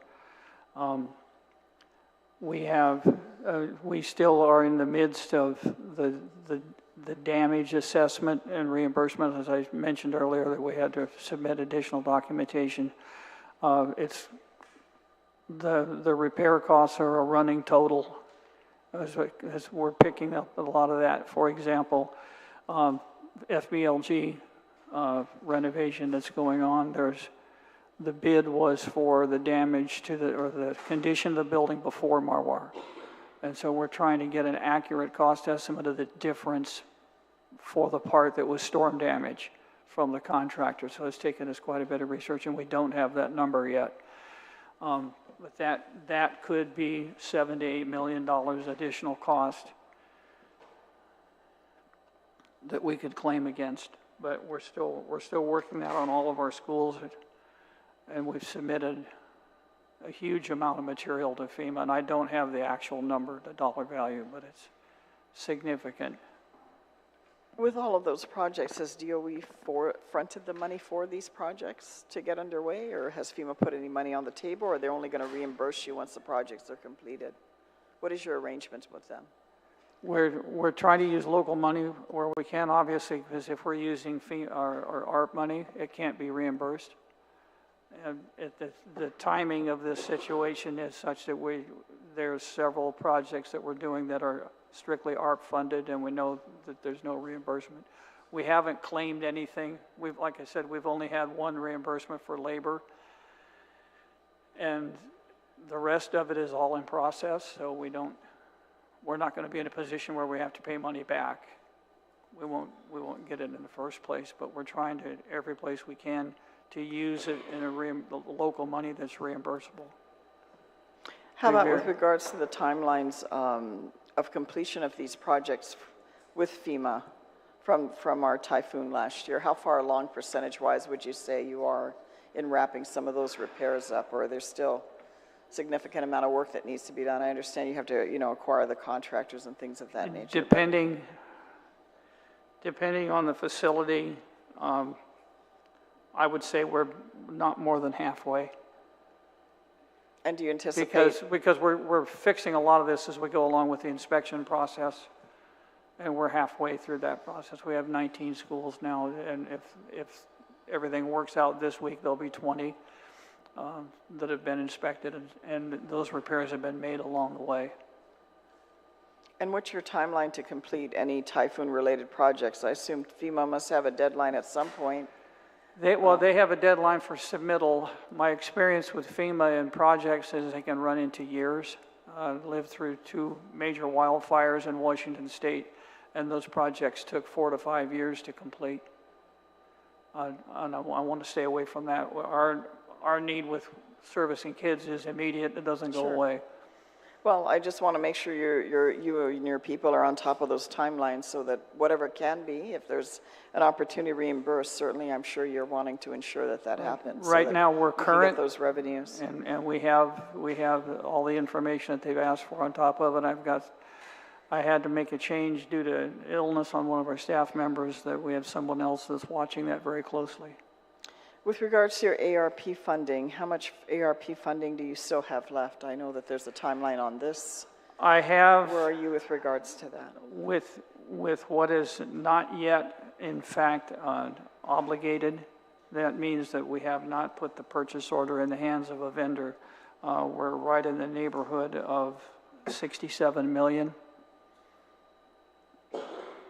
That's after we have to go through a process, especially because we have other agencies that we support. We had to give them time to obligate their money, and then this is after pulling back all of the money that had not been obligated in all the different categories that was in the original spending plan. We've gone out to U.S. Education and say, okay, here's what we have consolidated. This is how we want to spend it. And we've asked that permission. We don't have a response yet. As soon as we get it, we have several projects we want to put into the pipeline immediately. So are you saying you still have about $67 million left? Correct. And what is the timeline? I assume we were all told pretty much the end of this year to obligate the funds. Are these funds obligated already? We have to obligate by September 30th. We have to liquidate by March of 26. And how are you doing on that timeline? Well, I've got $100 million sitting at the AG's office that as soon as I can get those contracts signed, they'll be obligated.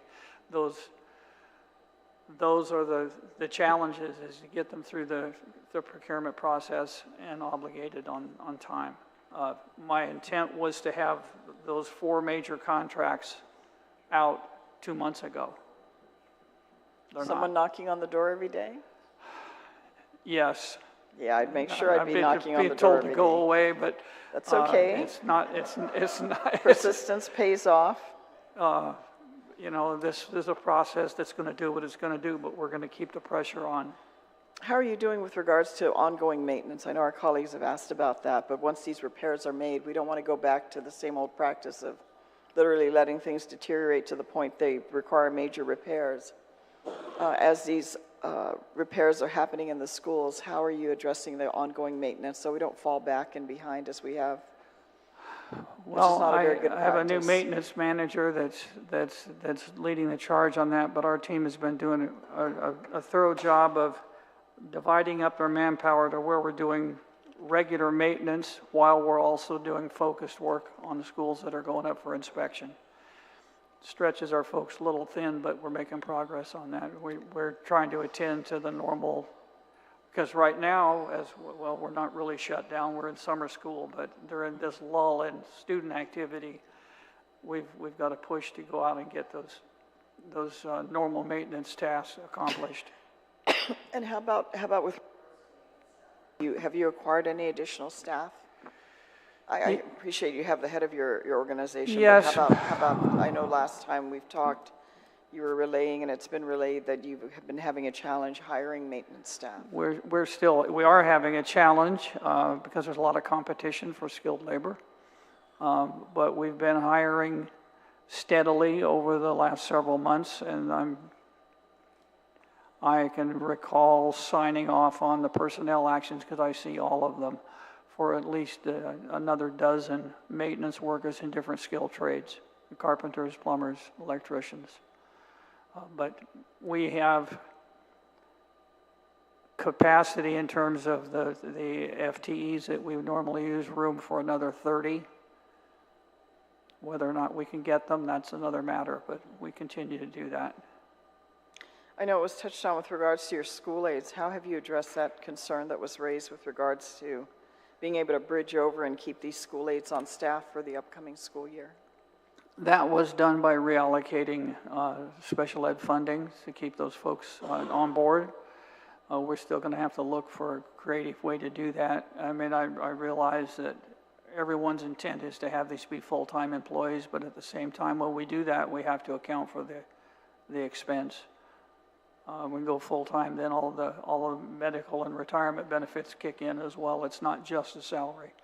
Well, but I think long-term investment, if these school aides are determined to be necessary and they do provide direct staff support, as I mentioned, it's like a drop of water in the pond. Everything that works further away from direct staff support to me is less a priority. Right, and the bulk of our hiring is at the school level, and that's at the direction of the board and mine as well. We've actually generated a specific list of positions that are the priority, and we've been working from that list for well over a year now, or almost a year since I came on board.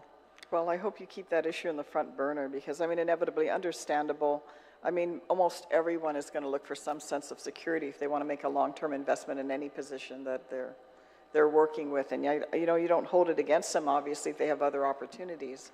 But I don't think we want to find these students in a situation where they don't have the support staff available where the needs are the greatest. No, it's a challenge, and we are in competition with a pretty significant labor market. But I mean, my own personal preference would be to go back to, for example, owning our own custodial staff, because those individuals serve two purposes. They're another adult in the school setting that kids trust. They have a personal interest and take ownership in what gets fixed, what doesn't get fixed. And then the other part of the day, when all the kids go home, you've got a swing shift that's there until 10 or 11 o'clock at night, and you've got enhanced security just because there's somebody there. But, you know, the current contractual arrangement doesn't allow for that. But then again, we've got to do the math and make that all work out. Well, you can always change the arrangements. When I was a kid, parapros and the people in the cafeteria and our teachers. Yeah, the lunch lady in the cafeteria. And then after that, the principal were the most important people that we connected with in our school. So. And that continues to be the case, because every adult who is part of that school community becomes an asset to the kids. It doesn't matter how they earn their paycheck. How about with regards to timelines? Because we did vote, I know, to the objection of our chair, and understandably, to extend your timeline for compliance with public health. How are you coming along? You did mention 19, now you're on 20, but where are we with regards to that? Because the clock is ticking. Where are we on the road? We are 20 schools in, and we still have 20 more to do. And then in that process, we have 9 that are going to be involved in major facilities maintenance that can't even be inspected until after that maintenance is done. So we need that extra time. We're not going to let up on doing the work because we have two things we have to do. We have to continue to certify schools that have not been, and then we're about due to start recertifying schools that passed last summer. But, you know, we're not going to take the foot off the gas. We keep pushing on this to get it done. And it's also important for people to know that we're down to now the schools that need a significant amount of work to get them ready. And that's where my maintenance chief, Mr. Pangilinan, has really taken a close look at his resources to get enough people on the job with the skill and craft trades that they need to do the repair work. What was before taking us 2 or 3 weeks to get a school ready now is approaching 4 to 6 because there's just that much work that has to be done. Well, I'm sure our oversight chair will continue with the regular monthly oversight so that we can follow up. And it would be good, I'm sure, that you can give us an update on that presentation because that's going to be dependent upon whether or not I or other members that voted for the extension will allow that timeline, because we certainly don't want to see our children not educated. We want to see them in the classroom. But of course, we all want to ensure they're in safe environments. Certainly. It's unfortunate that the department, even without the typhoon, deteriorated to the level that it had. But now that your focus is there and we're getting these corrections made, again, I'm sure you concur, we want to maintain them moving forward so we don't end up in this situation. My goal is that as we cycle back through and go to the second round, we notch up the grade from a C to a B. And within a couple of years, we're getting everybody at the A level, but that's going to, as you know, there's been a significant lag in that work for years past, and it's taken some time to overcome it, but we will overcome it. With regards to your, the amount of money I see for drug testing, you have one of the largest departments in the government of Guam. I see only $1,000, unless I'm not seeing it correctly with my contacts and my reading glasses, for drug testing. Is that correct? We haven't had to do much of it, but the individual test isn't very expensive. But we do random drug tests, or if we have a report of an employee that's suspicious, we have them tested. We haven't had to do very much of it. I would say 6 or 7 this year while I've been there. Unfortunately, some of those folks have come up with a positive result, and they no longer work for us. Well, I hope you continue to stay on top of that because it's disturbing. I mean, when we hear our own law enforcement in the last few weeks have had a couple cases of police officers that are testing positive for crystal meth, and we do know it's a major problem that's growing throughout the island. We certainly want to make sure that those that are working with our school students are not on methamphetamines, they're not stoned coming to work, they're not, exceeding the alcohol levels that they're supposed to have in their system. And it's unfortunate. That's the reality of human nature for some people, but that's not something we want to see in our workforce, and most definitely not in our workforce working with our children. No, I absolutely agree with you. We didn't have that line in the budget before, but we put it in. And it's an estimate based on our experience with the number of tests we've had to get done, but we'll continue to, that's something that we'll continue to do regardless of where we are in the budget. I hope we don't have to move money into it, but we will if we have to. Well, I appreciate your responses. Again, I'm sure we will be there at the next oversight hearing with our education chair. Thank you for being here and responding to my questions. And with that, Mr. Chairman, thank you for the opportunity. Thank you, Senator Brown. Senator Parrish, do you have any questions for the panel? Yeah, thank you, Mr. Chair, and good morning to the panel and all the staff at Guam Department of Education. A lot of the questions were asked, but there are a couple of points that I want to highlight. So looking at over the budget, it seems pretty clear that the increase of $58 million, as was said earlier, is really about a lot of it. A good lion's share is personnel benefits, right? And then you have $8 million for contracts, and then it looks like $16 million in addition to what was asked for previous budget cycle for utilities. And a big part of that, of course, is the power. And so when looking at this budget, we know the big issue at DOE is the infrastructure, the renovation of schools so that they can meet sanitation sanitation inspection. And so that's my concern, is that, you know, this is a huge issue, but the budget is not reflecting the big part of that requirements currently. I know there's 68 million that's in ARPA funds that has yet to be spent. And so if you can probably talk about the 20 schools. So are they tier 2? What tier were they? And would the 68 million bring them into compliance? They're a mixture of tier 1 and 2 and 3. We have 2 big high school projects that are going to take quite a bit of work, Southern High School and GW. But they're also, GW is also in the renovation group. The cost right now, we're using as much as we can. We're using ARP funds, but we're also, for the schools that are not included in the bid, we're putting together working with the principal, what would be the most impactful project to do on their campus so that we can finish out, so we can put together smaller contracts and get them negotiated and in the workflow so that we can get those schools upgraded even further. And that would, first of all, use up our ARP funds. Like I said, we've consolidated that money back and we're intending to use most of it in facilities upgrades. Okay, so after the expenditure of the 68 million, how many schools should pass the sanitation?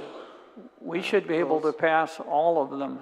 So all of 20 schools, the 20 plus schools, or just the 7 schools that are, or all of the schools basically? All of this, regardless of whether or not they're involved in a project, our task and our goal is to get them all certified.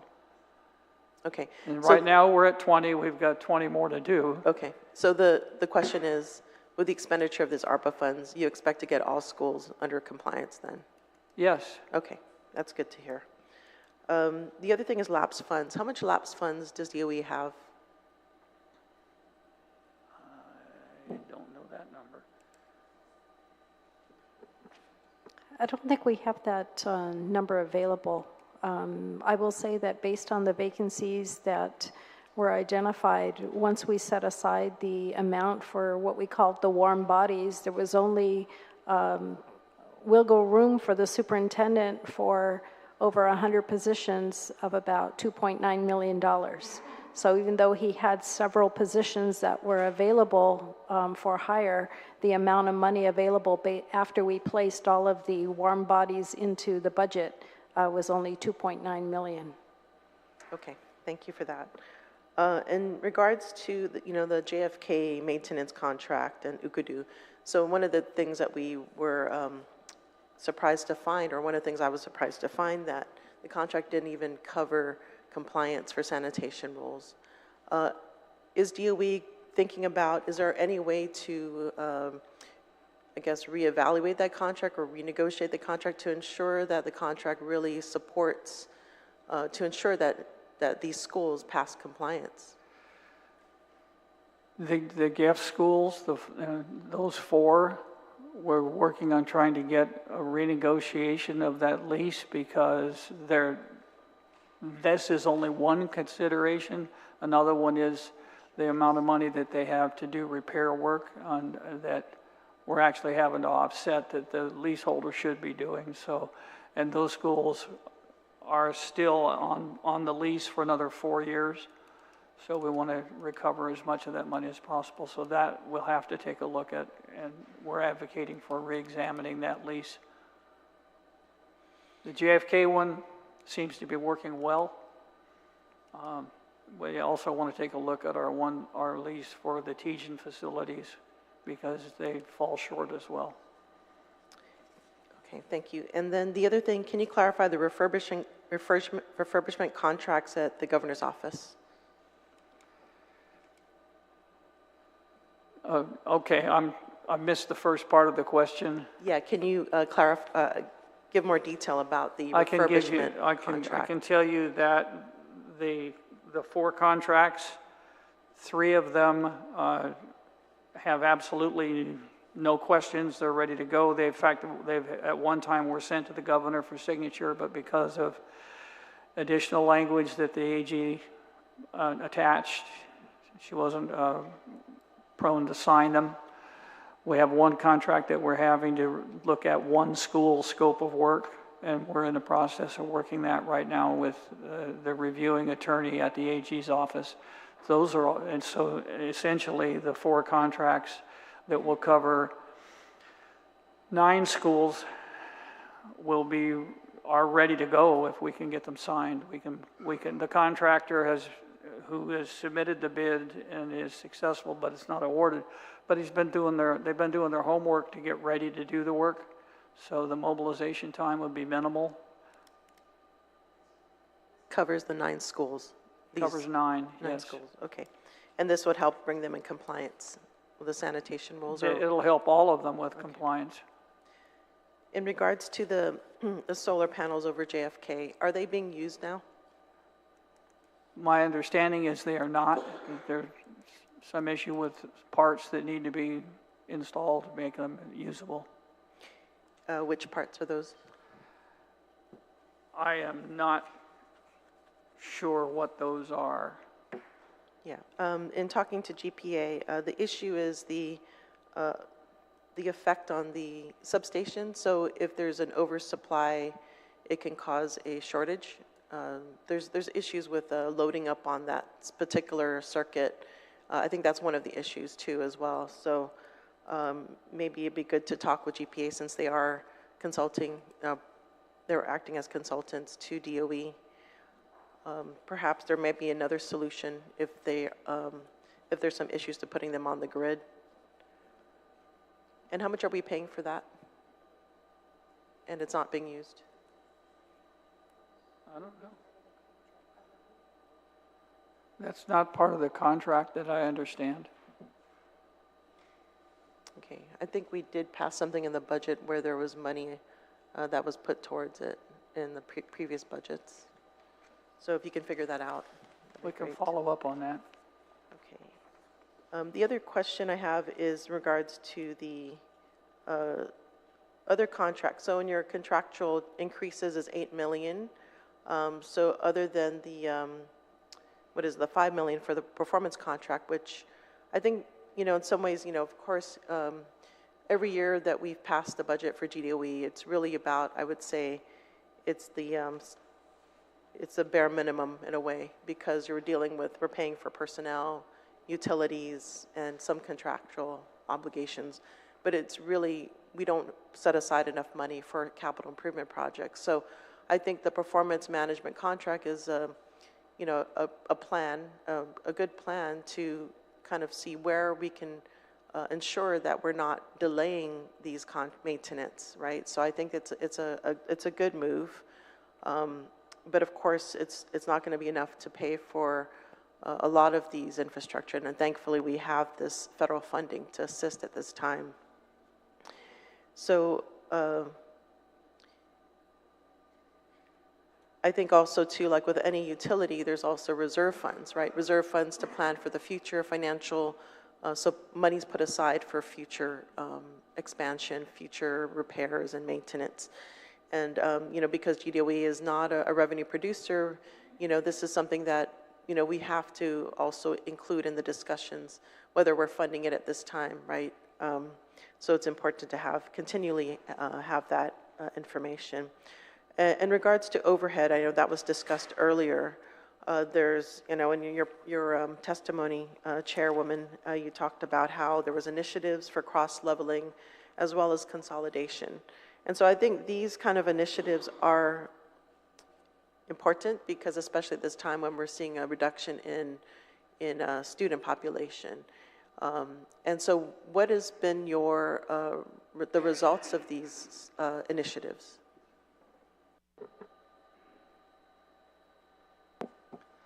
With regard to cross-leveling, we were able to move during the mid-year, which we don't want to do again. So we're doing that cross-leveling at this time with our teaching staff and our administrative staff. We've been able to realign and reassign folks where they needed a teacher and didn't have one, got class sizes down to where they need to be.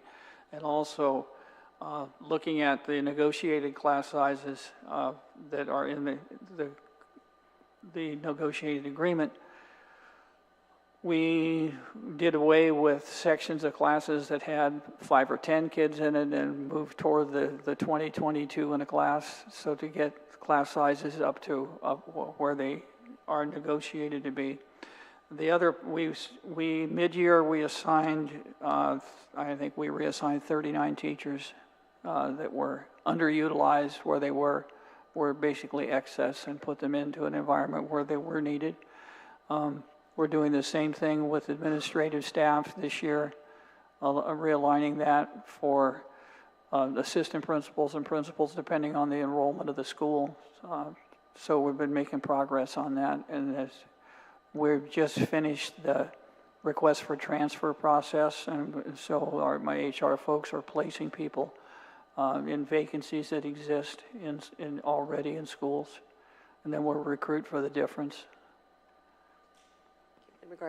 In regards to consolidation, what is the outcome of that? I've prepared the initial study that we did on the whole system, and provided that to the board. We'll be taking a look at that in this coming up meeting tomorrow. I've got a couple recommendations on where to go with that. It's premature to have that published because I need to have conversations with community members, but I see the option to realign a couple of schools by changing the grade level configuration that would provide better coverage and less commute time for everybody involved. Okay. And then regards to, so I'm going to ask some questions regarding the curriculum. So, Dr. Sanchez. Yeah, or Joe Sanchez. So, so I know there was a plan, a 5-year strategic plan for GDOE, and when did this take effect? Was it in 2023? Yeah, we're in year 2 right now. We've made a huge amount of progress. That will be published along with my evaluation soon, because it's all based on the progress on that plan. I've submitted the material to the board, and there's a significant amount of work that's been done in all the content areas, and in some of the targets we're a year ahead. We've already met the year 3 targets in year 2. Do you want to just share some of the highlights? I wasn't prepared to do that today, but the significant growth is that I think is really important is that we surveyed our teacher, parent, student community, had over 16,000 responses to that. So the data is a good sample that's certainly indicative of the people who are doing it. I see a significant increase, well over 10% in some areas, in family member confidence and trust in the schools and satisfaction with what's going on for their kids, especially when it comes to inclusion of stakeholders in the process of running the schools, a higher level of trust in leadership at the school level, both outside the school from families and inside the school from staff and students. Those come to mind quickly. There's a significant amount of work that has been done in the area of student behavior. I don't have the statistics yet, though, on actual infractions for this year. That's being pulled this week.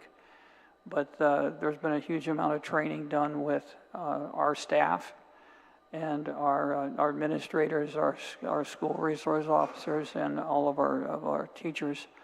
And then I'm waiting to see what the results are going to be for academic performance, because we took the standards, the SRA, the Smarter Balanced Assessment. We had 97% of our kids that should test did test, and that was grades 3 through 8 and 11. So I'm looking to see what that, and that's one of the 2 assessments that's used nationwide for student performance. I anticipate that it'll show significant areas. We already know we have significant areas in language arts and reading, and math that we need to work on, but I actually have a baseline data that will be the line that we're going to work from going forward, because we didn't have that kind of a national normed assessment in place before, and we do now. So, and I don't have the results back yet, because the machine part of it, it's all done online, but part of the assessment is original writing that the students have to do, and that's what's holding the scores up right now, because people have to sit down and read that and assess it. I expect that we'll have that by the end of June. Okay, thank you. Yeah, I know the plan calls for 80% by the end of this 5-year period. The 80% of 3rd to 8th grade students will score close to ready and proficient level or higher in English language, arts, and math. And so, yeah, I know in previous submissions of the budget, I know there was really a low requirement. I don't want to repeat now, but yeah, I just would like to see some improvement in that area. And I also noticed that you have new positions. I know it's only 13, but 13 library technicians. Can you explain their role? Their role is to assist the librarian in operating the school library. We have libraries in all the schools. We don't have technicians to work with the librarian, and those are the existing vacancies that we're trying to fill. Are any of those involved in literacy supports? Or how is the literacy curriculum in DOE to increase it?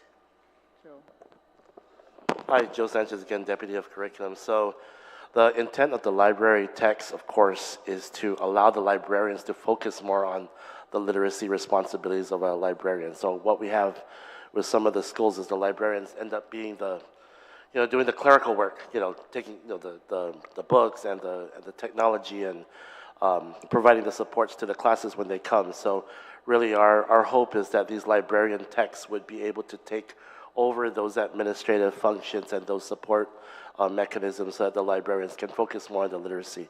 But yes, they are part of our overall literacy strategy with the department. We've been working on this for about 3 years now. We've had a literacy project for, prior to COVID, but when COVID kicked in, it really emphasized the need for strengthening that literacy program, because that was kind of that was the biggest indicator that we saw when the students came back. And although we didn't have a summative assessment with Smarter Balance, that was not implemented for 1 year, we do have our interim assessment, which we take throughout the course of the school year, beginning of the year, middle of the year, and at the end of the year. It's called Ames Web. It is a nationally normed test, so it meets the requirement of US Ed with regards to testing, so we were able to handle that. And we do see pretty big gains. We're looking at when they first came back from COVID, now we actually have 9 data points, because when they came back from COVID, about 2 years, you're looking at beginning of the year, middle of the year, end of the year assessment. And now that's been done for 3 years. This is our 3rd year. So if you take a student in, let's say, 2nd grade, you're looking at 2nd grade and how they performed all in 2nd grade. Then you look at their 3rd grade scores, how they perform in their 3rd grade. And then you look at their 4th grade scores. So we're pretty excited that that data is available now, and we're trying to analyze that. We see that there's growth in what's called our Tier 1 students. That's our benchmark. You're familiar with benchmarks and how that's the group of students that are supposedly meeting our standards.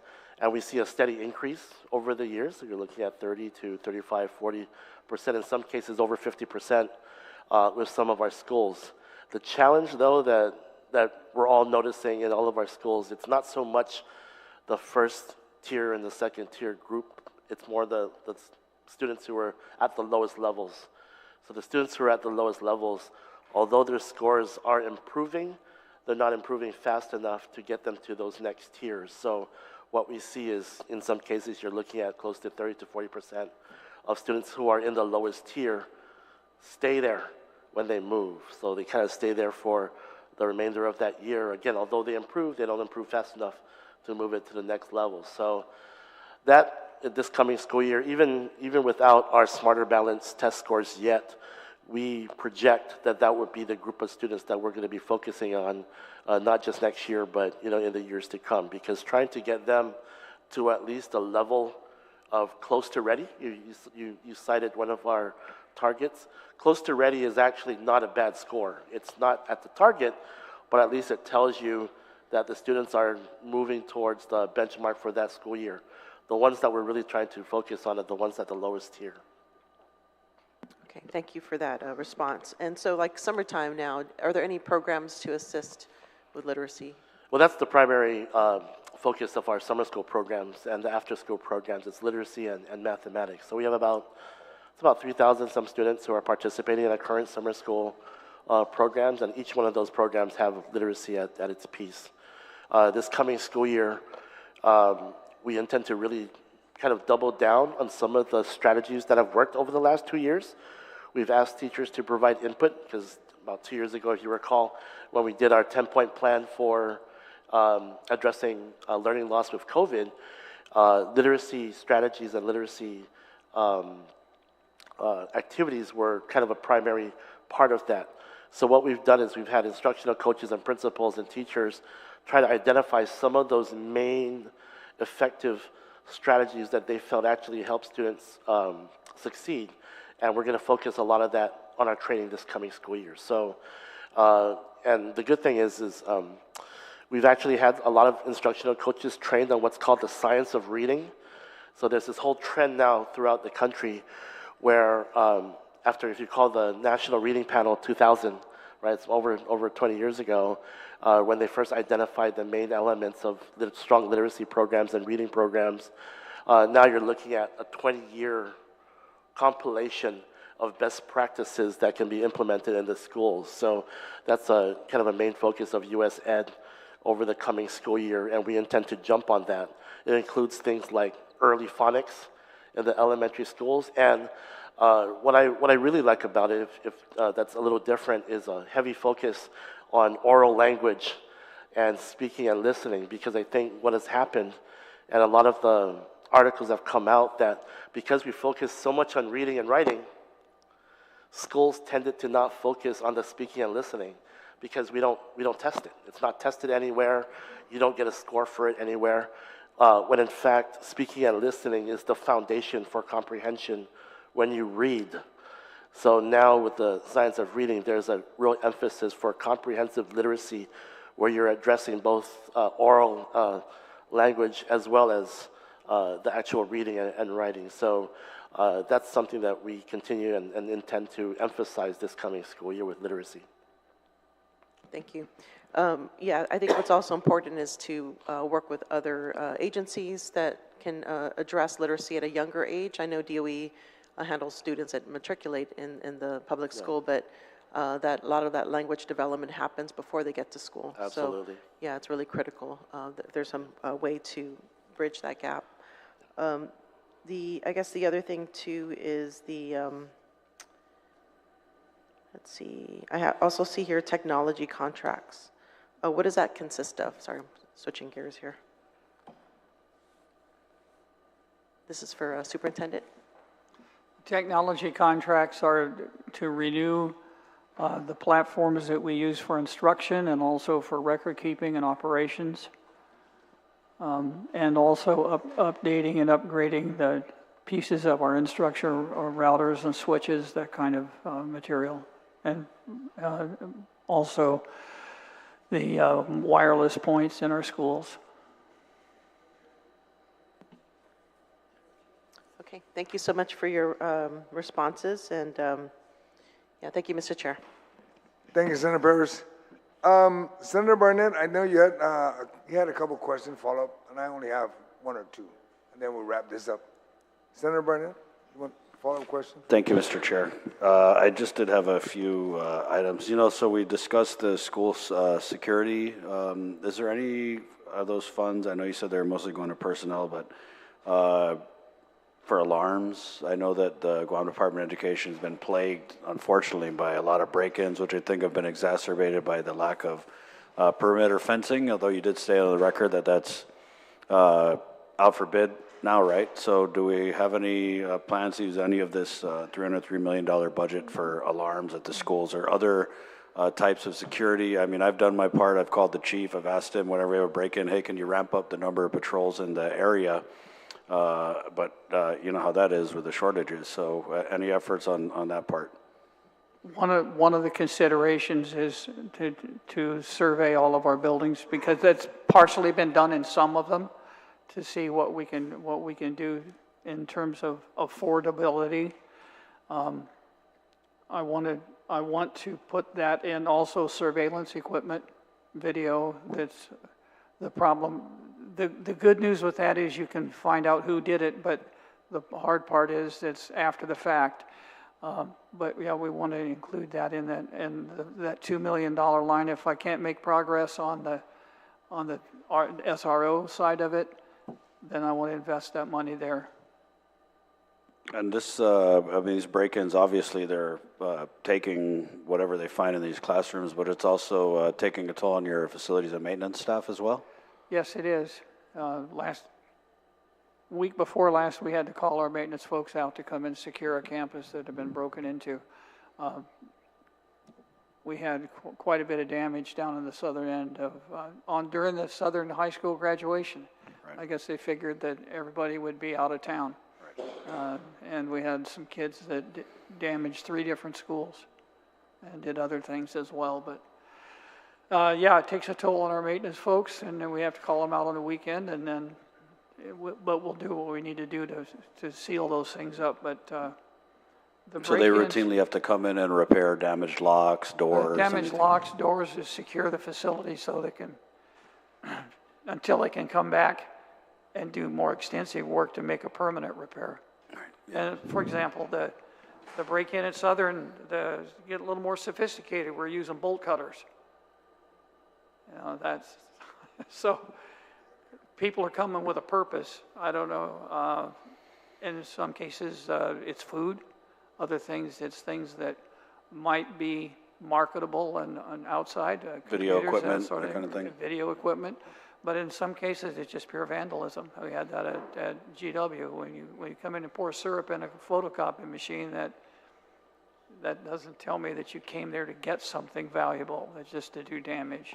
Right. So I understand there was also a break-in at DL Perez Elementary over the weekend. So I don't know at what point, if you're having difficulty getting the SROs, at one point does that trigger the intention to secure an alarm system? But I think relative to the break-ins at the schools and the vandalism, deterrence is one of the best messages we can send, and whether that's through the use of SROs, increased patrols off hours from the Guam Police Department, or you know, solar-powered camera systems. I think that the more we do to let these evil, bad people know that there's a high likelihood they're going to get caught, the less likely these break-ins and crimes would occur. So, and I agree with you. We want to make our campuses secure, but we don't want them to feel like a prison. Of course, yeah. But or I mean, look like one. We also don't want it to be easy prey, and that's kind of what it seems like, because we're seeing a lot of the same schools getting broken into over and over and over again.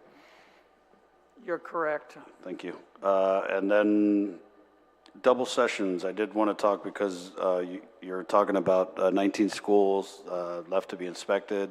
A lot of these schools are the Tier 3 schools, which are going to require extensive work, and I'm assuming they're going to have to close down parts, hopefully just parts, if not entire campuses. So what are you anticipating in terms of double sessions for schools that are going to be having extensive work done as part of the refurbishment contract? Have we got there yet?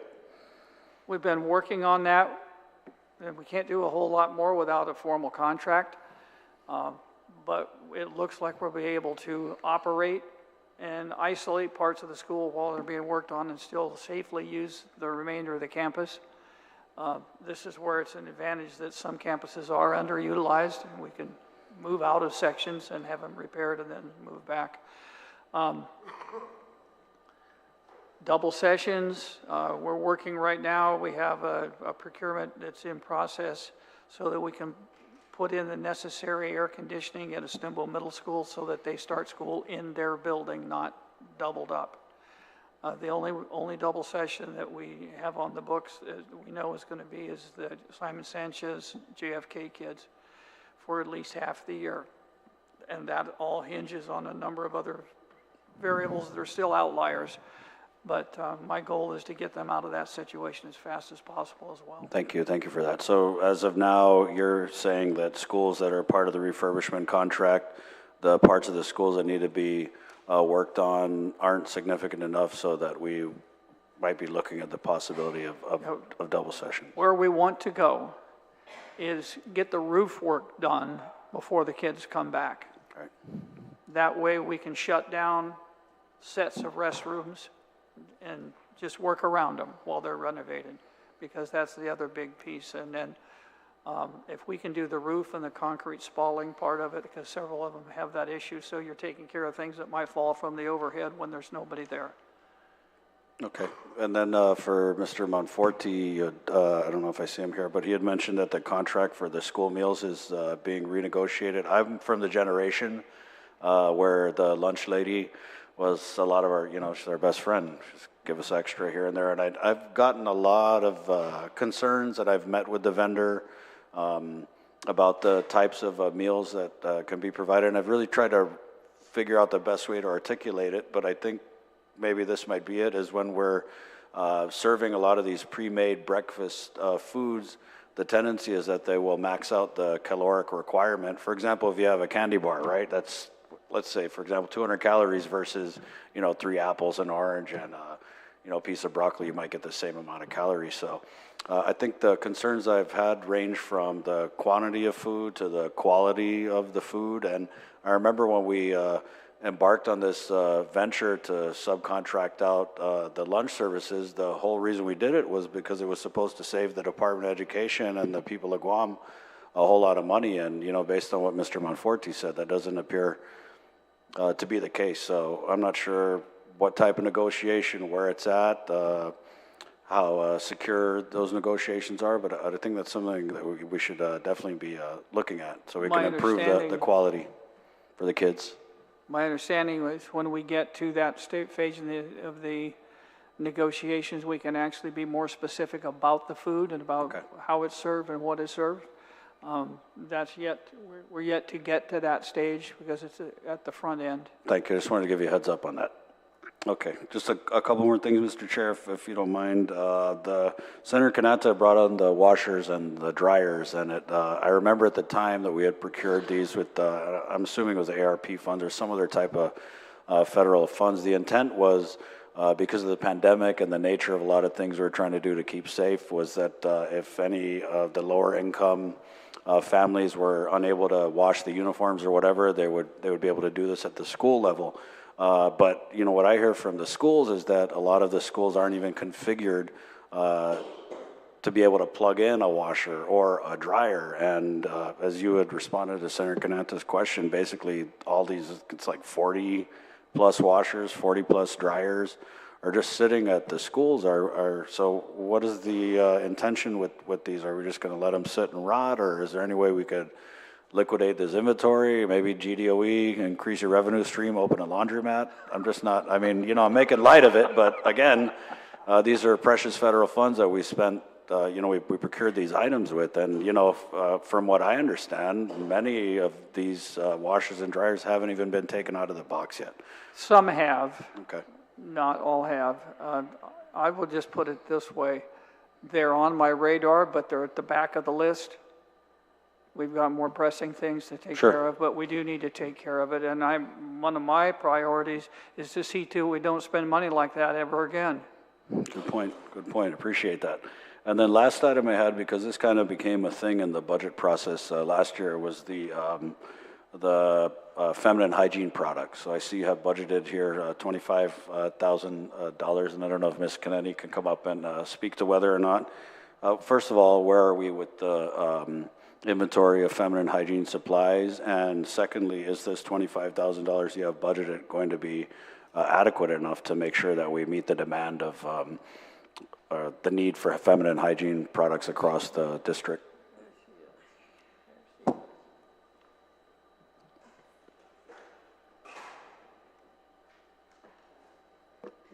Good morning. So yes, we did use the 25,000, sorry? And you are? Oh, I'm sorry. My name is Julieta Kanani. I'm the Community Health and Nursing Service Administrator for the Department of Education. So feminine hygiene product, yes, this year we received our purchase order around February. I received supplies already, so we definitely are ready for the new school year. Should have more than enough supplies. The $25,000 is budgeted. That's going to give you the resources you need to procure more supplies should you run low? Yes, and as long as you ensure that we get it in the budget, we have $25,000 per quarter, we should have more than enough, sir. Nice. Thank you. Thank you, Thank you, Auntie. sir. Esta. Okay. Nothing further, Mr. Chair, but I want to thank the superintendent and his team for their attendance. I know is mandatory, but also just for their answers to a lot of the questions from the committee. So just passing, Mr. Chair, and thank you again for the opportunity. Thank you, Senator Burnett. You know, in the reference, Dr. Swanson, in reference to the cafeteria, maybe you may want to consider it is determine which school you may want to test it, be a pilot, and start hiring folks to run the cafeteria itself, then find out where it's at. And I'm just curious. I know Mr. Monforte is here. Is there somebody in every school measuring how much is being dumped? You know, when they come to lunch, how much milk is being dumped, how much food is being dumped? Is half of the food being provided being dumped? I'm curious because I know of a lot of folks that when they go pick up food for their pigs, it's plenty. So, Monforte, go ahead. Okay, so we have three, we had 4 GDOE operated kitchens. We have 3 now. We will be opening up a 4th one probably next year, reopening the kitchen up next year. And there is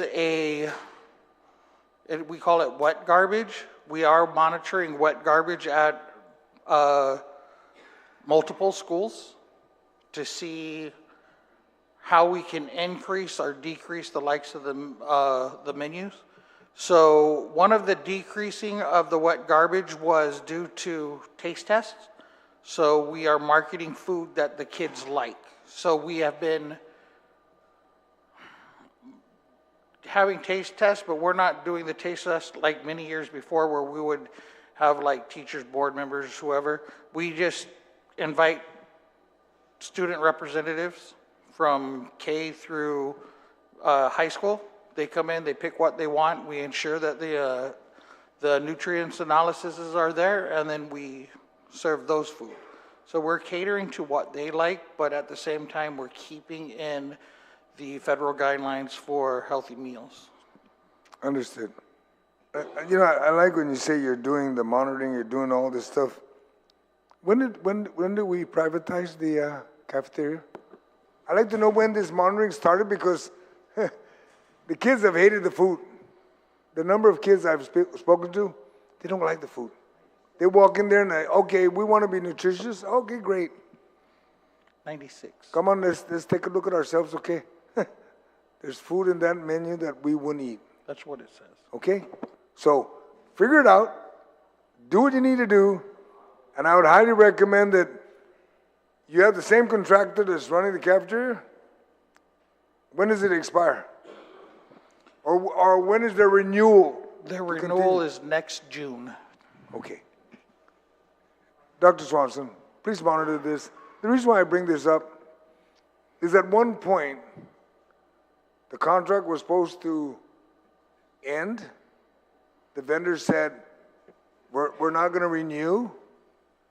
And then when they went out for bid, they put in a bid. Because why? Then the cost went up.